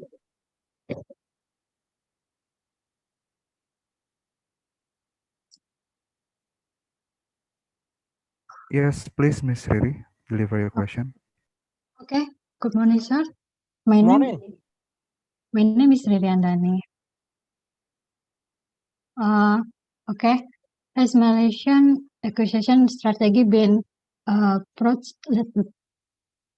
appropriately tailored to recruit capabilities, technology, funding, risk profile, and need that, as well as staff capabilities and experience? How the government and defense prepare for this? Thank you, sir. Can you repeat the question again, please? Okay. Hang on. Can you type it down for me? So it's much easier for me to understand your question. Can you do that for me? Can you type it down in the chat box? Yes.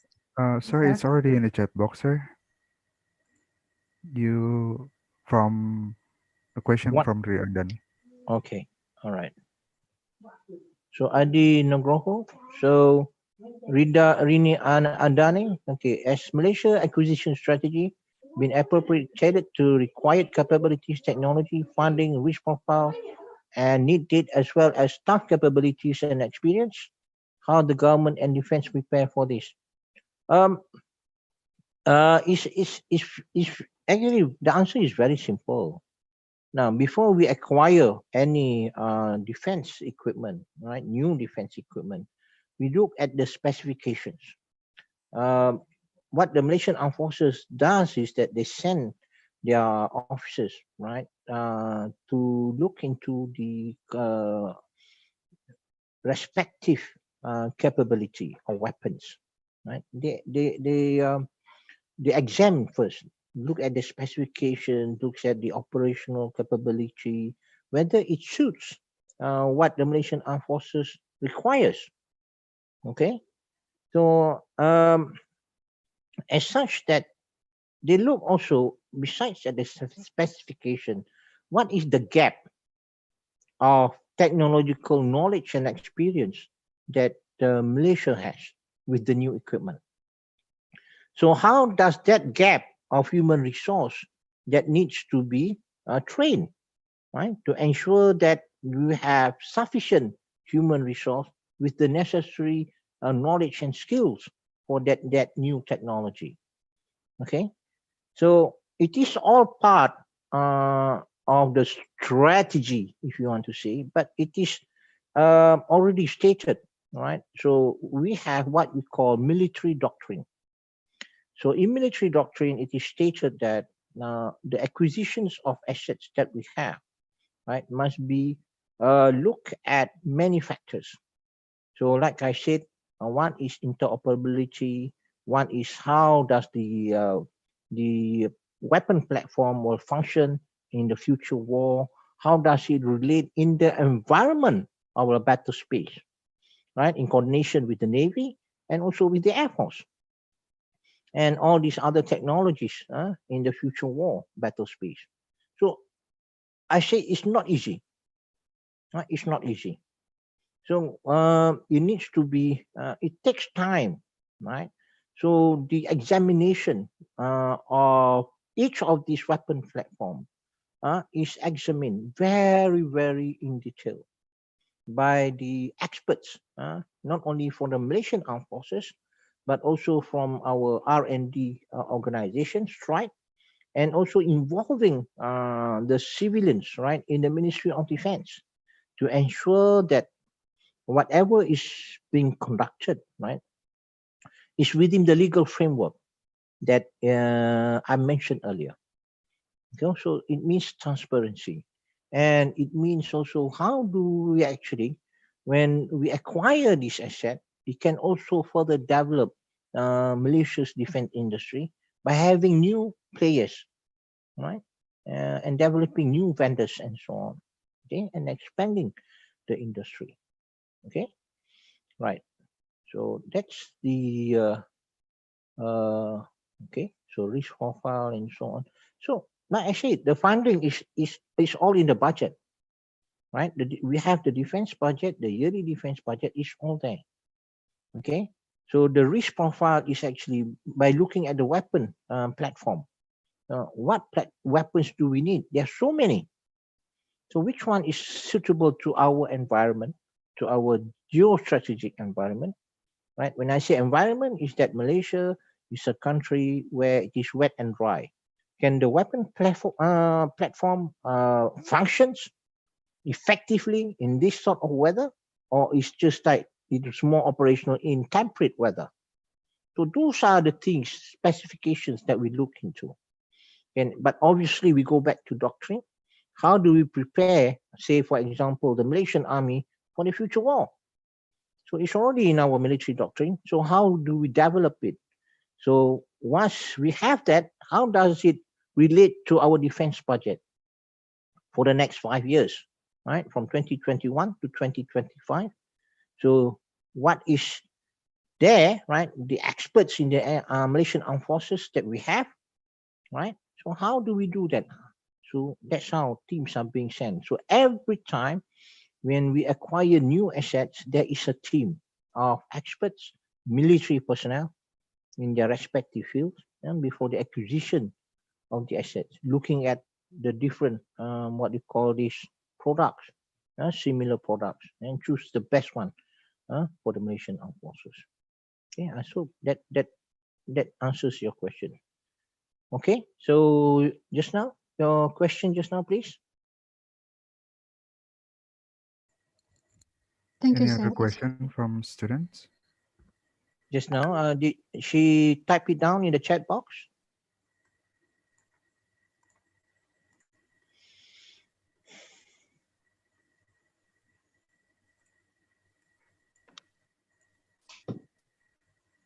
Can I a question one more? Yes, Mr. Tri, please. Okay,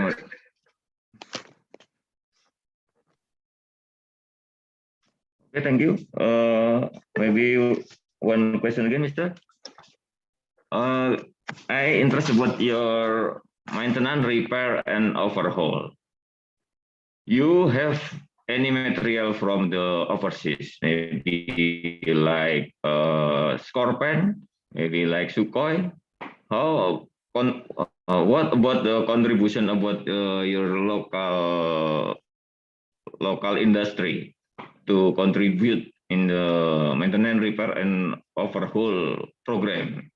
So as we know, the budget is very big to use or spend in the maintenance, repair, and overhaul program. Thank you. All right, a good question. So in the contract, right, you have two parts. One part is the acquisition of the asset. So I give you an example, right? So the Malaysia's acquisition of the Scorpion submarine from France, right? So it took over five years, if I'm not mistaken, okay, from the moment the contract was signed until the submarine becomes operational. So when it becomes operational, there is another contract, right? In fact, within the initial contract, right, they have already provided a what you call this a technology transfer, right? So they have built the facilities for the submarine and developing the human resource to maintain and sustain the submarines. So maintenance, repair, and overhaul, right? So besides that, the original manufacturer is also represented in the MRO. Okay, MRO is maintenance, repair, and overhaul. Okay, so they have another contract, which is not contract. It's provided in the defense that once the acquisition is operationalized, then there is an allocation of the budget throughout its life cycle. If the life cycle is 20 years for the submarine, then there is a budget for every year for each MRO. So it is already there. You understand what I'm trying to say? Yes, yes, I know. Yes. Okay, so that means now with the new capability, we are also developing our defense industry, right? How to maintain and sustain the submarines. So we have acquired that technology, but however, the spare parts, the major spare parts, are still being provided by France, by the manufacturer. Okay, and the maintenance and sustenance of the submarine is still also from the original manufacturer, because the submarine, the design of it is not a copyright trademark for Malaysia. It's still their copyright. It's part of their copyright. Right? We cannot infringe on their copyright. We only buy the equipment to sustain it. So those are the challenges of Malaysia defense industry. But to me, the important thing is that they do it within their capacity. Okay, how to develop further the Malaysian defense industry. That's how they do it. Okay, right. So we have another question on the chat box. Hang on. Right, this one is Yes, it's from Miss Arum, sir. Thank you, sir. Yeah, welcome. Okay, Miss Arum. All right. Program Office and Contracting Officer considered the need for government rights to data, and how would they be expressed in the RFP?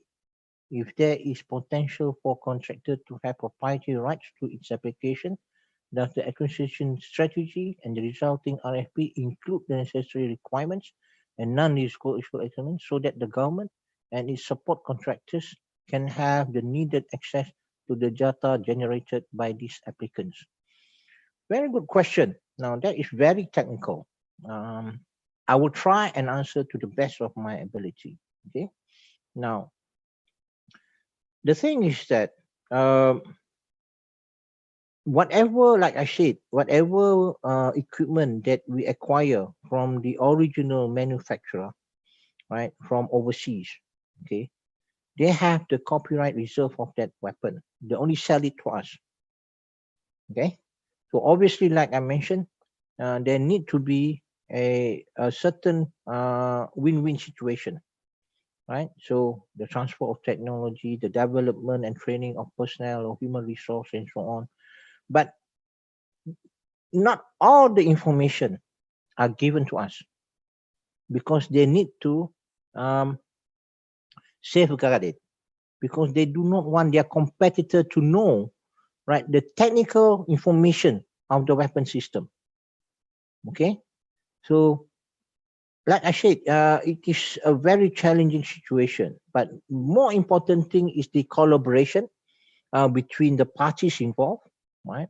So that the equipment that is acquired can be operationalized, right, in the Malaysian Armed Forces according to its requirements.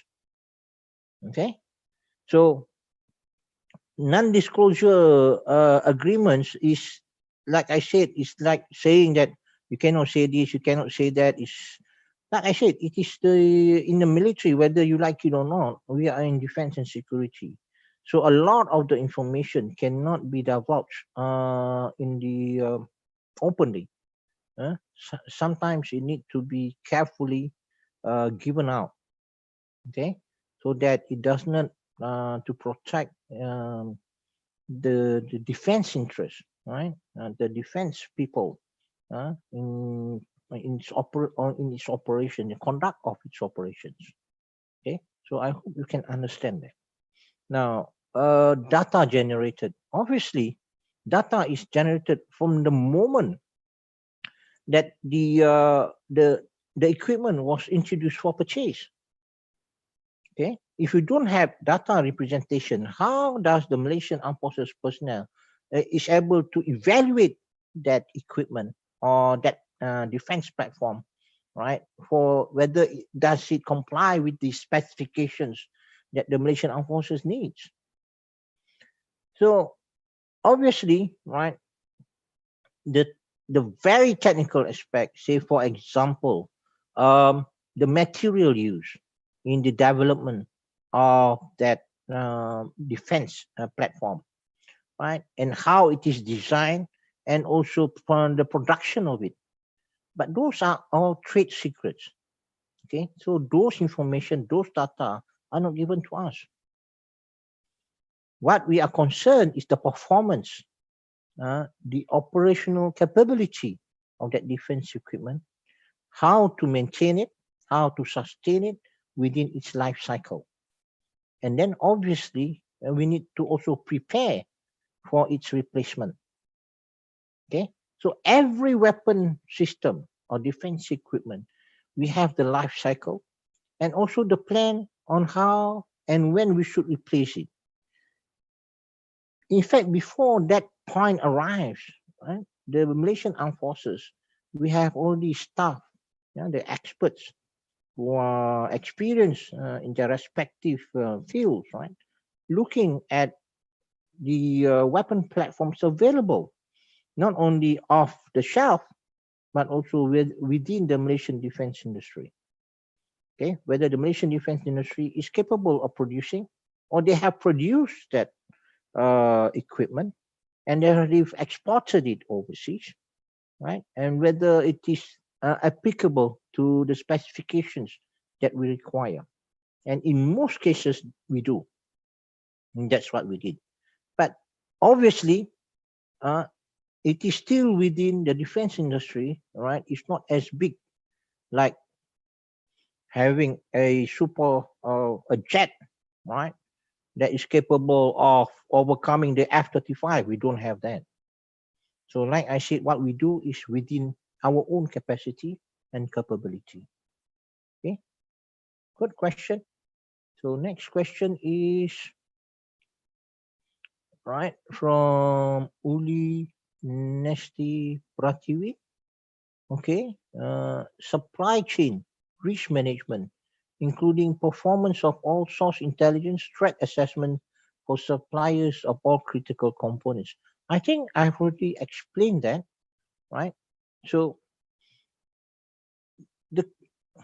the critical components, right, is those components which ensure the operational ability of that defense platform, okay, that was acquired. But how it is produced, right, the Malaysian Armed Forces doesn't want to know. We only want to know, right, this is the equipment. Let's say now we have these long-range missiles, land-to-land missiles. It's just like an artillery capability, but using missiles instead of an artillery gun. Okay, so the specification of the rockets, right, the critical components of the rockets, right, is it capable of operationalizing in wet and dry weather, or is it just capable in temperate temperatures, temperate weather? So those are the things that we need to test and look into. That's why prior to the acquisition of the asset, right, our team is brought out to see how they perform, right, practically this asset to show that it is able to function in the Malaysian weather environment, in wet and dry, right? The movement of the vehicles, right, during the rainy season. So in the jungles of Malaysia, so it's quite impossible because the jungle is very dense. So what about in plantations? So yes, we have the land roads and so on, but we have also the normal roads, right? So these weapons platforms are able to move quite quickly in those environments, which is obviously there are limitations, and then there are also other areas of performance that we can accept. So actually, the experts, if he is an artillery officer, so he has the experience, he has the skill and so on. So he will advise the commander, and then the commander will advise whoever next, the superiors, particularly the Defense Secretary General and the Minister of Defense, and probably even the cabinet, right? If it's more than 7 million in equipment, on how this weapon is suitable for acquisition and so on. All right. So I hope that answers your question. Okay. Any more question, please? Any question from student or maybe lecturer? Okay. You mentioned about supply chain risk management. Now, I can understand that. Now, whether you like it or not, the military technology that we have now requires the use of rare materials, rare products, right? And these rare materials, right, the country that produce it in great numbers is China. And one time it was the United States, but no longer, right? So China has the capacity to produce the rare materials, which is applicable in many, many products, particularly in military and scientific equipment, right? For example, the use of their space agency, right? They use them in space, in the lunar, and then the Mars punya and exploration and so on. Not only in space, but also the military. So the problem, because of the pandemic, right? A lot of the production is being closed down, but not in China. It's still producing. Okay, so if you look at the situation in China now, China is one of the countries that is still able to function. Why? Because they're able to control the pandemic COVID-19. That's why the economy is spending. And you can see that other countries of the world are suffering because of lockdowns and so on, even in Malaysia. Okay, but we still open up some sectors to ensure the survival of the country. We don't do trade. How are we going to provide the revenue or income for the government? Okay, so those are the things that affect the supply chain. So, and a good example, one car manufacturer had to close down for 2 days because why? They don't have the chips that produce the cars. Because cars now, right, is all electronic. So they use chips. But chips is in short supply because of these supply chain problems, right? So many of the factories that are related to this development of the car industry, right, is shut down because of the pandemic. So we need to understand the environment and how do we overcome it. So they need to look at other companies that produce it. Again, not many. Okay, so demand is great, but supply is not there. So those are the risks in the supply chains that need to be faced by the manufacturers. But as far as the acquisition of defense equipment, Malaysia do not take that into account. That problem is with the manufacturer. As far as we are concerned, when we do the discussion with the manufacturer, and we are agreeable that the equipment needs to be operationalized after a certain year, that means it's prepared and ready to be given to us, right? So that it can be operationalized within the contract terms that is agreeable between the parties. Okay, so on that part, the supply chain risk is left with the manufacturer, not with the Malaysian Armed Forces or the government of Malaysia. Okay. Sir, there's another question from the students, from Miss Okay. Olvia. In the All chat right. box, sir. So she said here that does the acquisition strategy address supply? Okay, this one has been answered, right? The other one is acquisition equipment, whether special capacity of its human resource is needed, and if needed, what kind of capacity is that? Now, good question. To me, it's very simple. The capacity depends on what type of defense equipment are you purchasing or are you acquiring. If it's from the Navy, right, obviously you have the Navy wallahs or the Navy personnel who are experts in that field to acquire it. If it's from the Army, if the Army is related to the Army, right, then the Army will have to do it. And similarly with the Air Force. But now, because of the future war, right, there's no longer a single service perspective. It needs to be joined. Like I mentioned earlier about interoperability. So teams are now included, not say, for example, from the Army, if it is specifically for the Army, but it has relation with the Navy and the Air Force, then in that team, they will have members from the Navy and the Air Force to provide advice and ensure that the equipment is interoperable. So it can be led by the service. It can also be led by the Joint Force headquarters. So we have the means to do that. So like I said, times are changing. Technology is changing. Preferences is changing. And the geostrategic environment is very dynamic. It's changing all the time. So what is the challenge then to overcome all that? Not easy. So what we can do is to the best of our ability. So those are some of the means that we take into account when acquiring future defense acquisitions.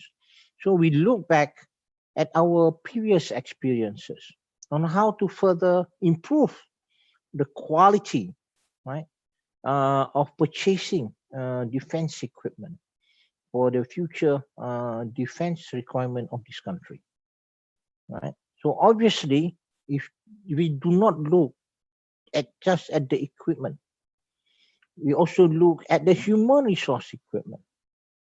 We also look at the development, where possible, for the defense industry in the acquisition of that equipment. And also, if there is any local defense industry that has developed their own equipment, we need to have a look at it and to see whether it is acceptable to the Malaysian Armed Forces in its operational requirement, then we acquire it from them instead from overseas.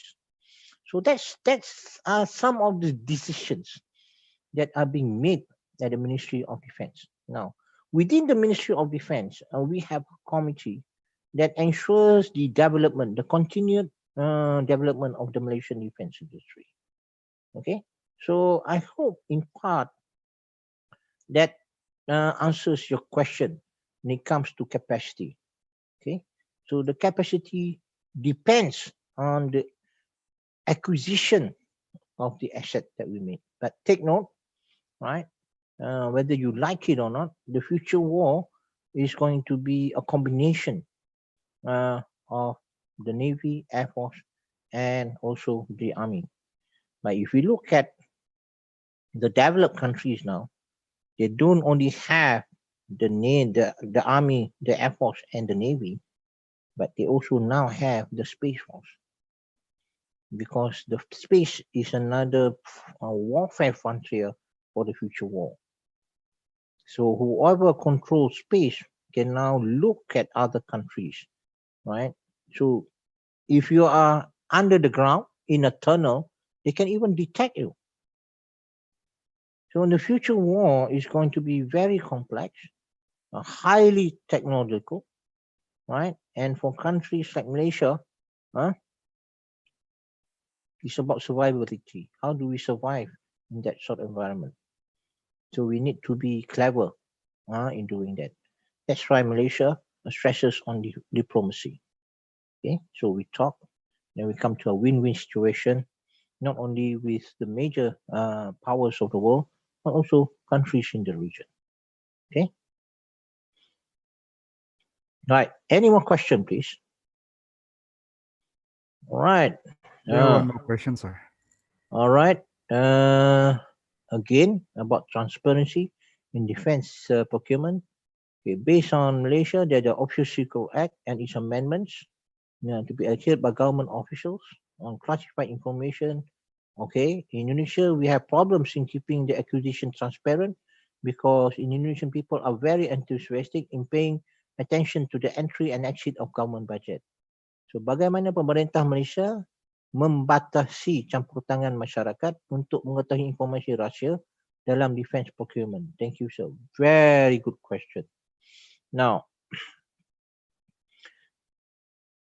like I said, the early years of the formation of Malaysia, we were fighting the communist insurgents, right? So the focus was how to overcome that threat, and we did it very successfully.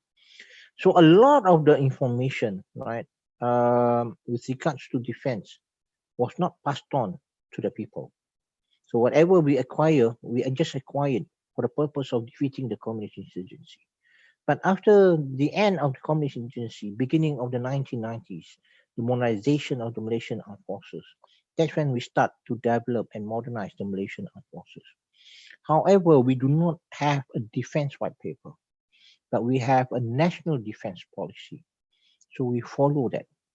So it is not a public document, so the public do not know about it.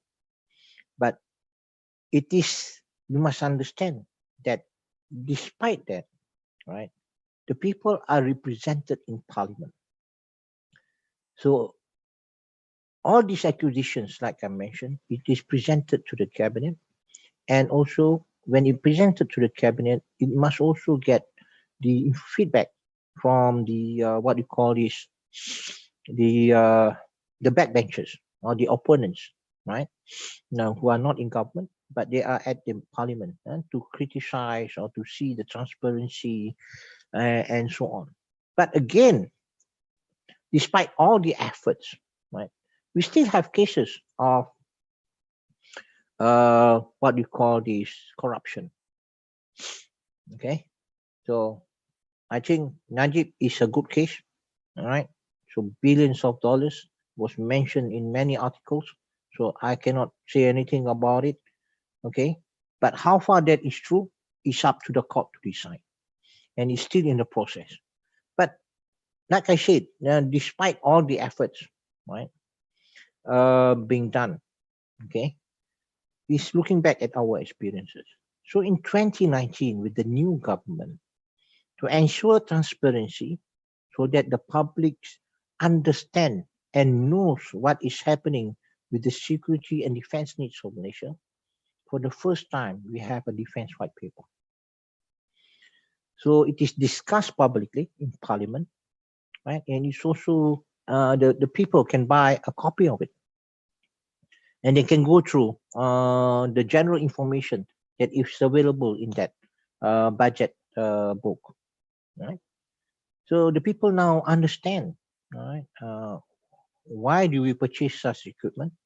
Why do we need it? As compared to previously, So times have changed. Things have changed. So it is becoming more transparent. And we want that so that there will be less corruption and the increase in efficiency and quality of purchasing defense equipment.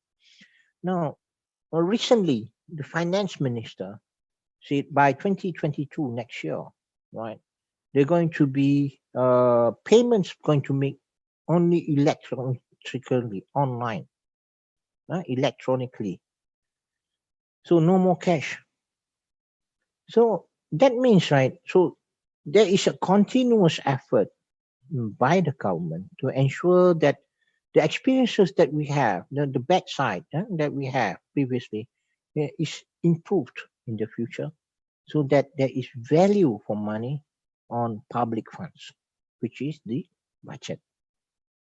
Okay, so I think it is a challenge, not just for Malaysia, but also for other countries. Okay, so again, what I can say is that for Malaysia, I cannot say for Indonesia.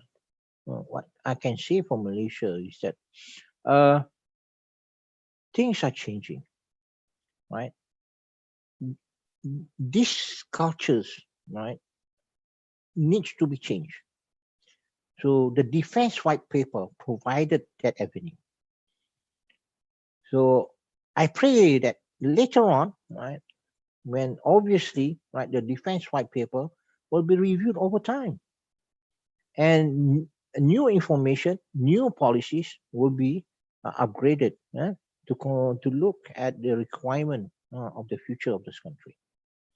Okay, but you must understand that the defense white paper is being made by humans, so it's not perfect.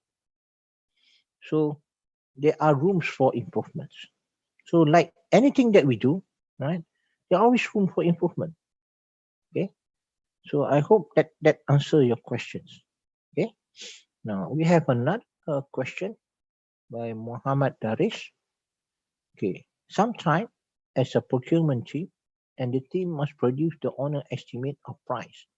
Please explain based on your experience in order to achieve the procurement process which is clean and transparent.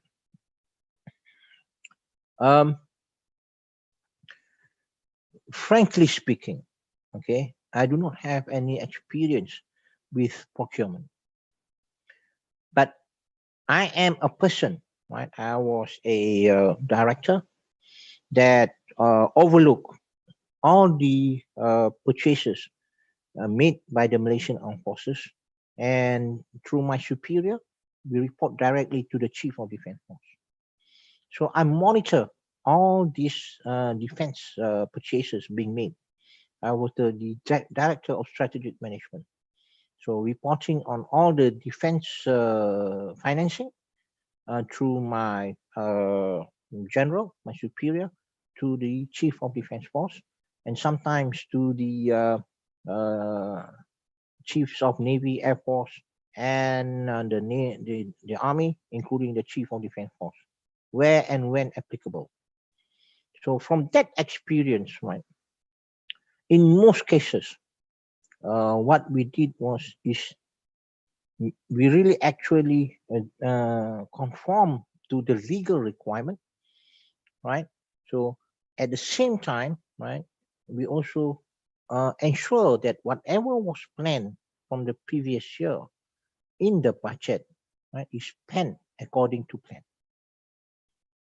Okay, so to answer your question just now, right, you say that how to make that this secrecy, right, be made to the knowledge of the people. It's not easy. It's very challenging. Now, that the reason why we have the Official Secret Acts is that to ensure that any classified information is not passed down, made public, because it can be a threat to national security. Okay, so what does that mean? It means the lives of the people of Malaysia. yes, people may use or manipulate the term official security secrets act or secrecy, right? But as far as I'm concerned, right, what we do it professionally.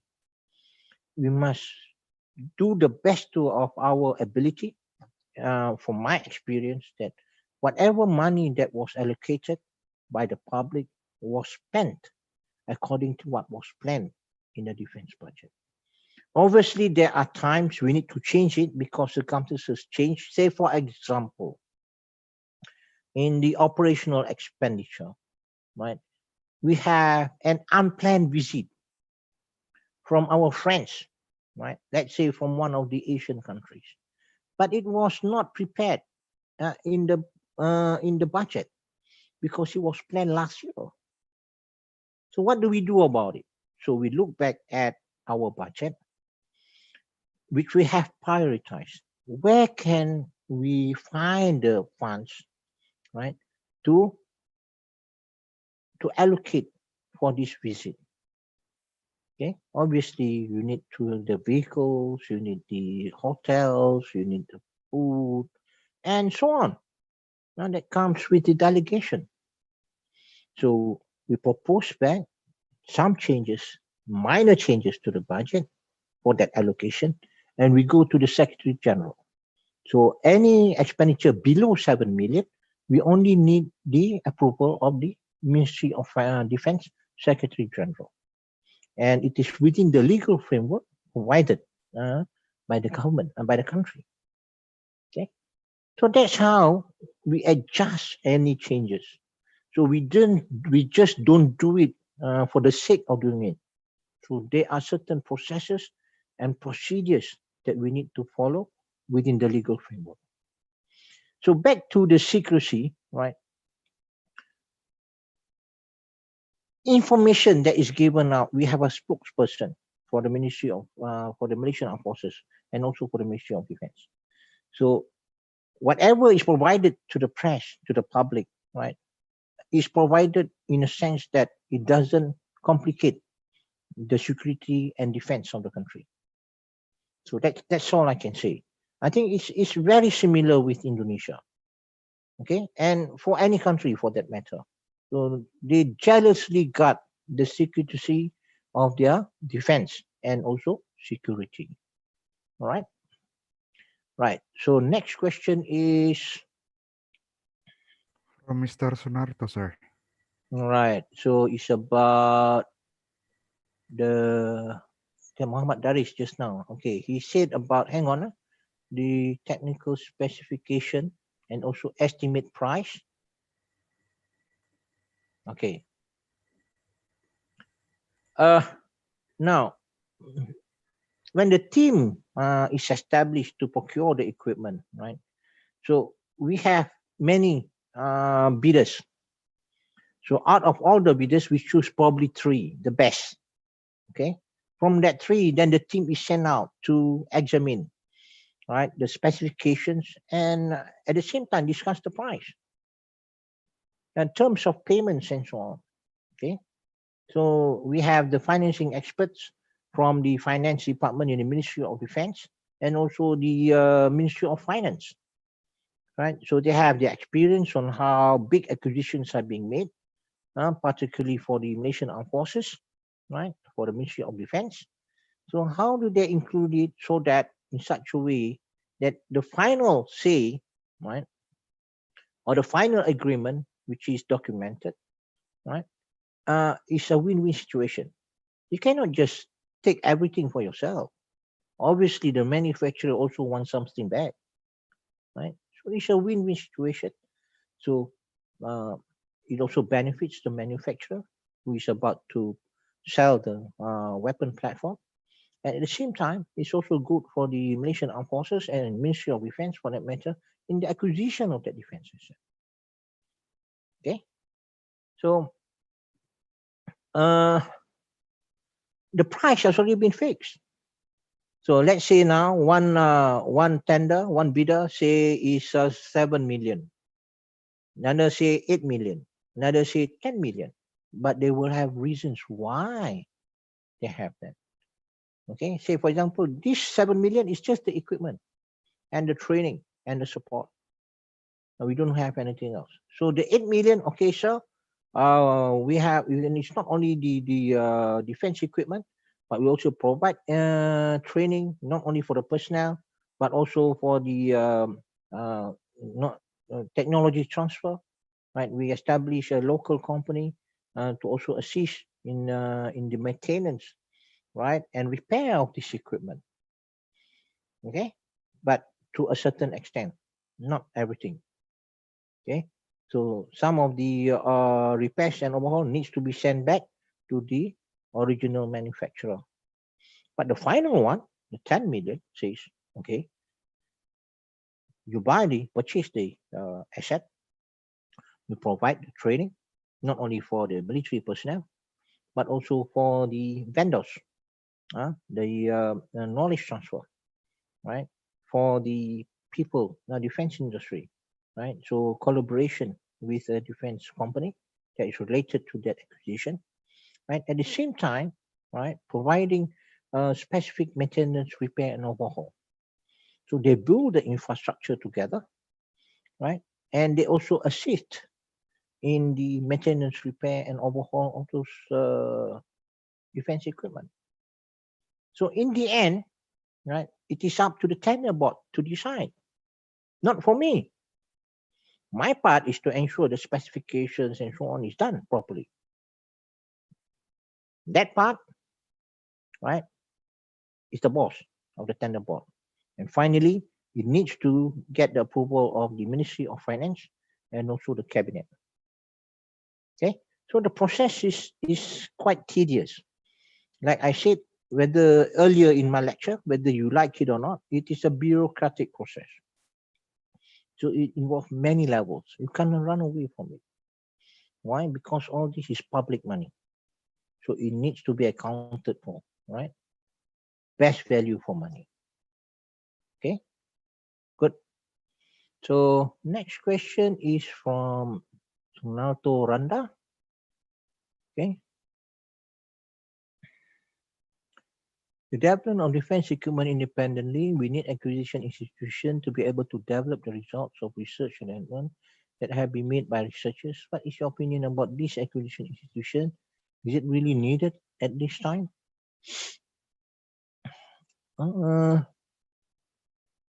Very good question. No. Independently. Now, like I said, to do things independently, you have to look first at your capacity or your capability. So like I said, Malaysia do not have the defense industrial complex. So we look at our own capability. What can we produce?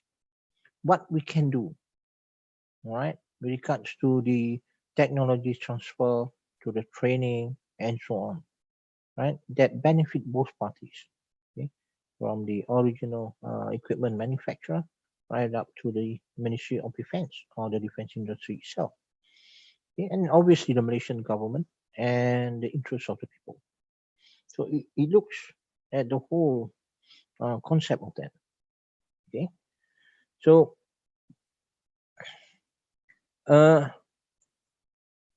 R&D, so it is done not only at universities. In the National Defense University of Malaysia, we also have faculties that researches in equipment that is suitable for the military.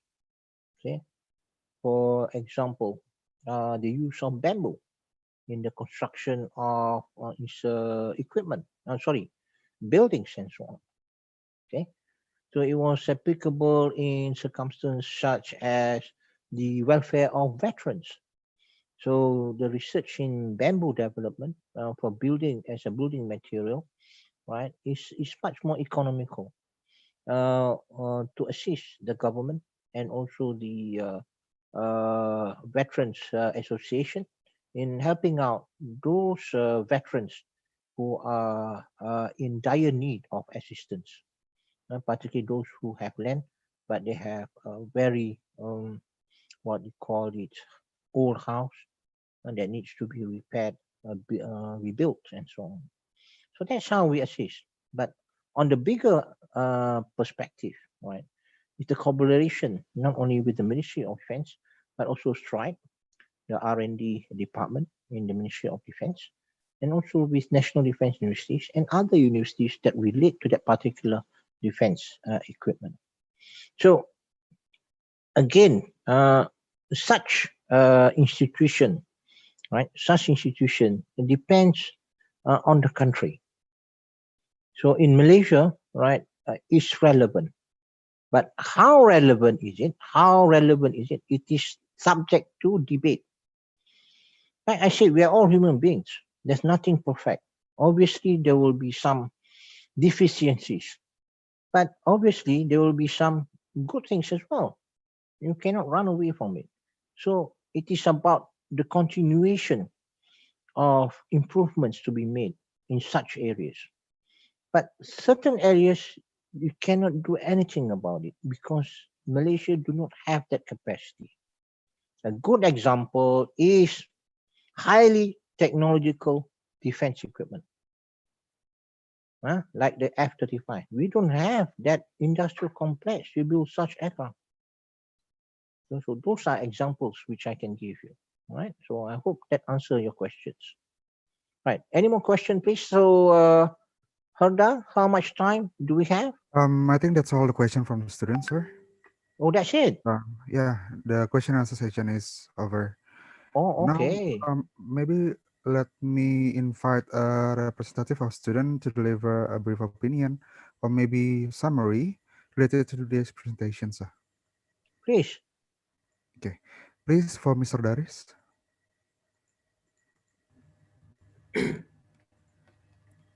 All right. Good day, sir. My name is Muhammad Daris, Defense Management Study Program student. Pleasure, sir. I would like to give a personal insight regarding our discussion this morning. So earlier, we learned about the reason behind defense acquisition based on defense white paper atau kertas putih pertahanan. Issues arise all the time, become more complex and uncertain. For example, the issue in Middle East instability, militarization in South China Sea, terrorism, non-traditional threat or human security, and environmental issue. I tried to be rational as a moderate military power nation in Southeast Asia countries. I think we need to be ready to face those threats the best we can with what equipment we have at the moment. For future development, we need to prioritize the acquisition due to limited budget. There are several principles in acquisition, such as relevancy, affordability, resilience, sustainability, and transparency. From the speaker explanation, I see more and more similarity between Malaysia and Indonesia. I think we face the same concerns, the same problems in acquisition, and thus we also have similar procedure of acquisition. So I think that's what I can summarize at this time. Thank you for the chance, moderator. Thank you for the moment, sir. Thank you very much. I appreciate it. Good summary. Thank you very much, Mr. Daris. And now we have come to the end of this morning session. Before I close the whole discussion session, I'll give a chance for Mr. Amiruddin to give a closing statement. Please, for Colonel Amiruddin bin Dato Sulaiman, you may have the floor. Oh, thank you very much. So I just pray that whatever I have lectured this morning to you all has been a good imparting of knowledge and also my experiences. One of the reasons why I became a lecturer at this National Defense University was I find it is important for military personnel such as myself to impart the knowledge and experiences gained to the future generations. So it is, I am gladdened, right, to not only impart my knowledge and experiences to the students in the National Defense University of Malaysia, but also at the National Defense University of Indonesia, Unhan, like yourself. So I look forward to the strengthening of this collaboration between these two prestigious universities and hopefully that whatever we have achieved at this time can be further improved in the future through visits, through further collaboration, not just lectures, but also in research, right, and development for that is of similar interest to both universities, particularly at my faculty. So please convey my heartiest appreciation to your vice chancellor or equivalent, right? And your head of department. I'm very sorry, I can't recall their names. And also the organizing committee for making this lecture a very successful one. And, and, and I'm very happy. I'm very happy and contented to have done this lecture. And again, thank you very much for the opportunity given to me today. Thank you. And Thank you. lastly, Yes, sir. any what you call these shortcomings on my part, please forgive me. So I'm, like I said, I'm just a human being. So hopefully you can forgive me for that if there's any. Okay. All right. Yes, sir. Thank you very much for the remarkable closing statement. Let's give a big round of applause for our lecturer today.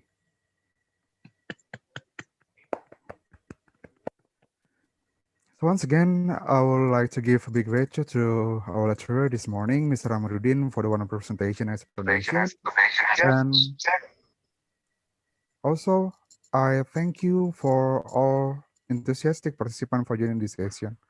I personally apologize for any mistakes. I sincerely hope that we're able to meet again in next time, maybe in person, in better time and better condition. That's all from me. Thank you for your attention. Have a good day. Thank you very much, moderator, for guiding this session. Let's give a round of applause to the moderator. As a token of our appreciation for their time and valuable contribution for our speaker and moderator, I'd like to invite the Secretary of Faculty of Defense Management to kindly present a memento to Colonel Amaruddin bin Dato Sulaiman and Mr. Ketut Laksmi Herdayatama. The Secretary of Faculty of Defense Management, Kolonel Laut Dr. Insinyur Aris Sarjito ST MAP IPU CIQER to give the certificate virtually to the speaker and moderator. The committee will take a picture.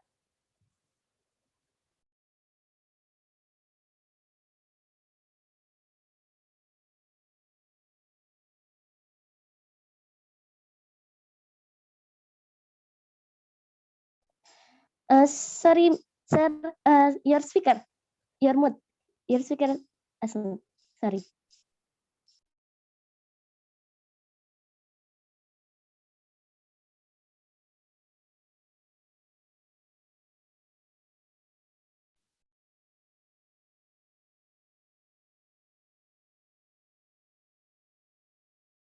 Yeah, I can't hear. I'm so sorry, Mr. Aris. We cannot hear your voice, sir. It's already unmute. Maybe the setting of the microphone, sir.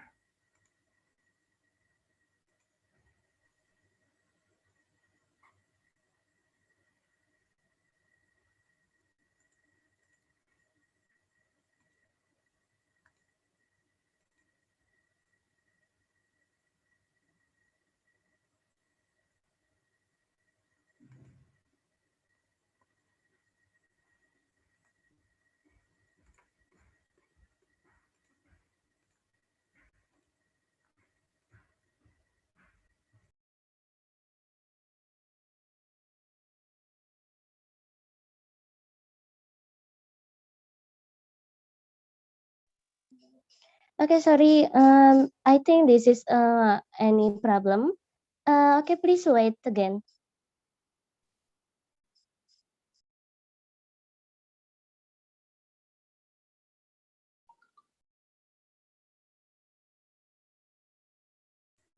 I'm so sorry, Mr. Aris. We still cannot hear your voice, sir.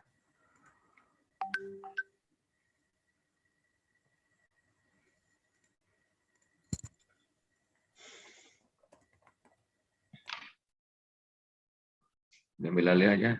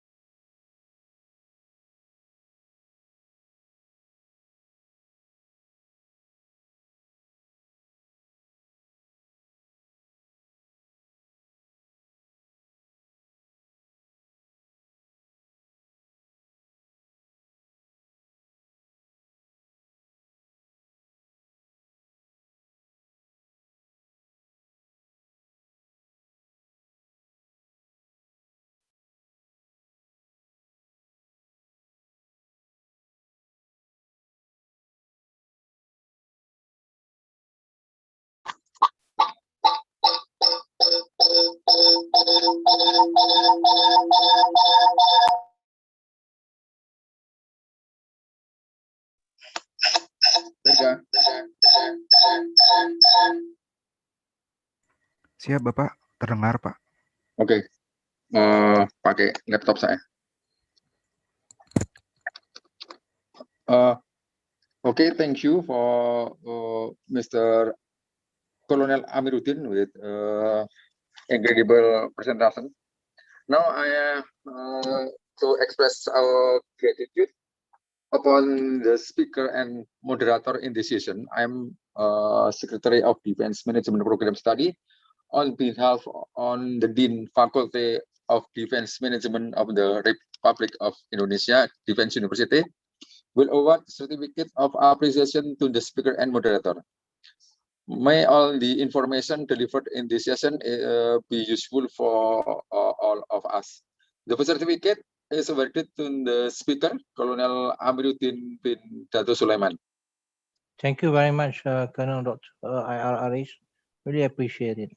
Okay, thank you. Let us give a round of applause to Colonel Amiruddin. The next is the second certificate awarded to the moderator, Hidayatma. Let us this certificate.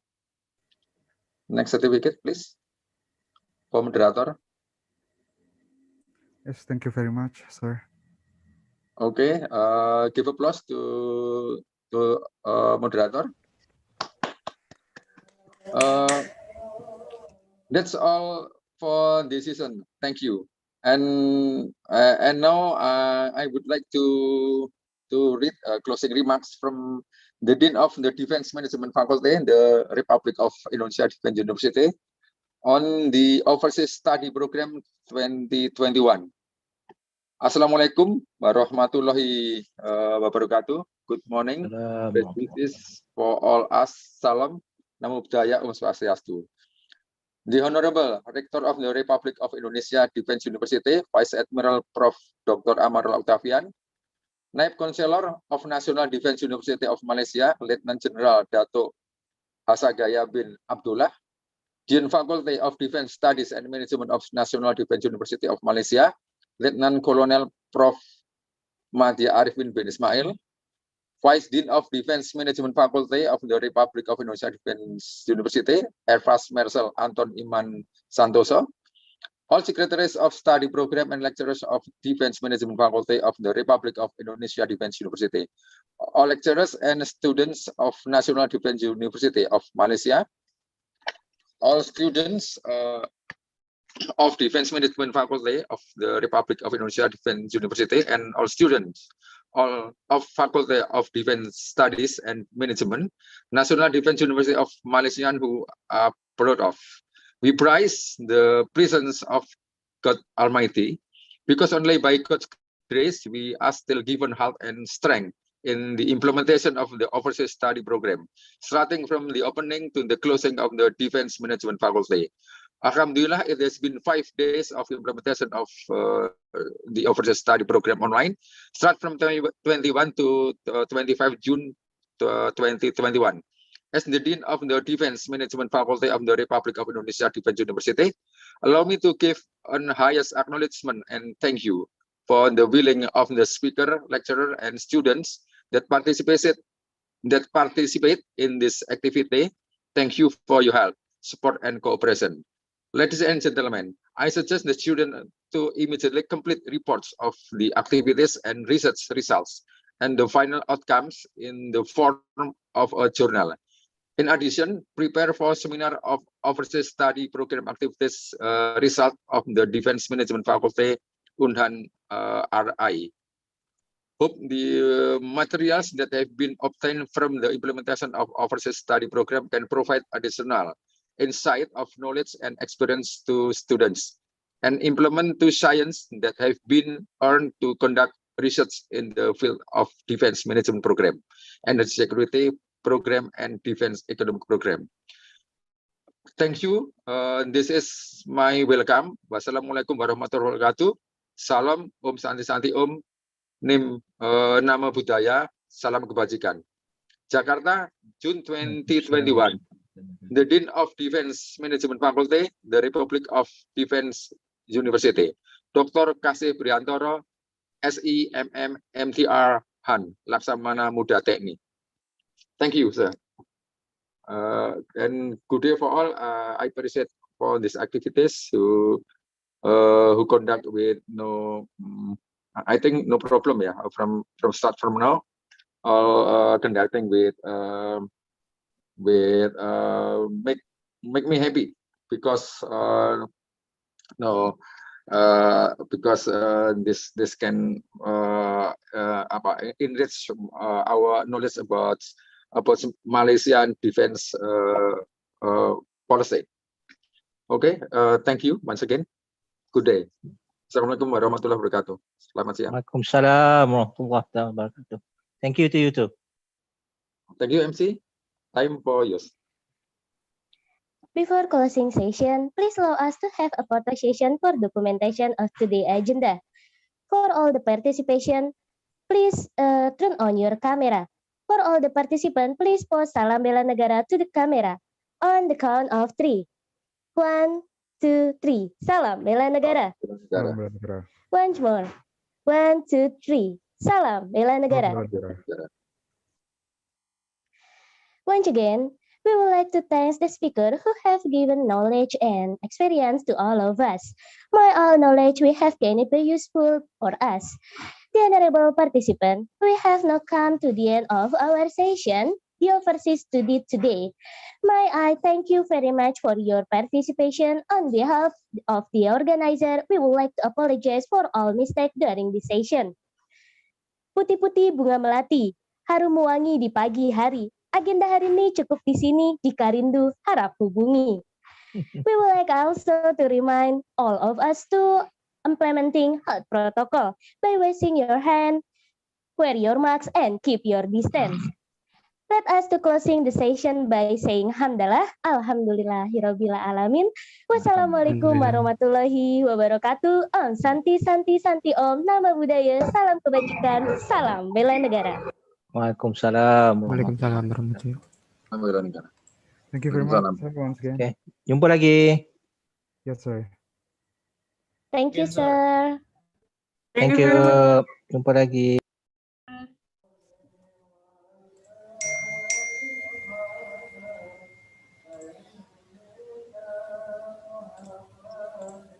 Terima kasih juga pada semua partisipan.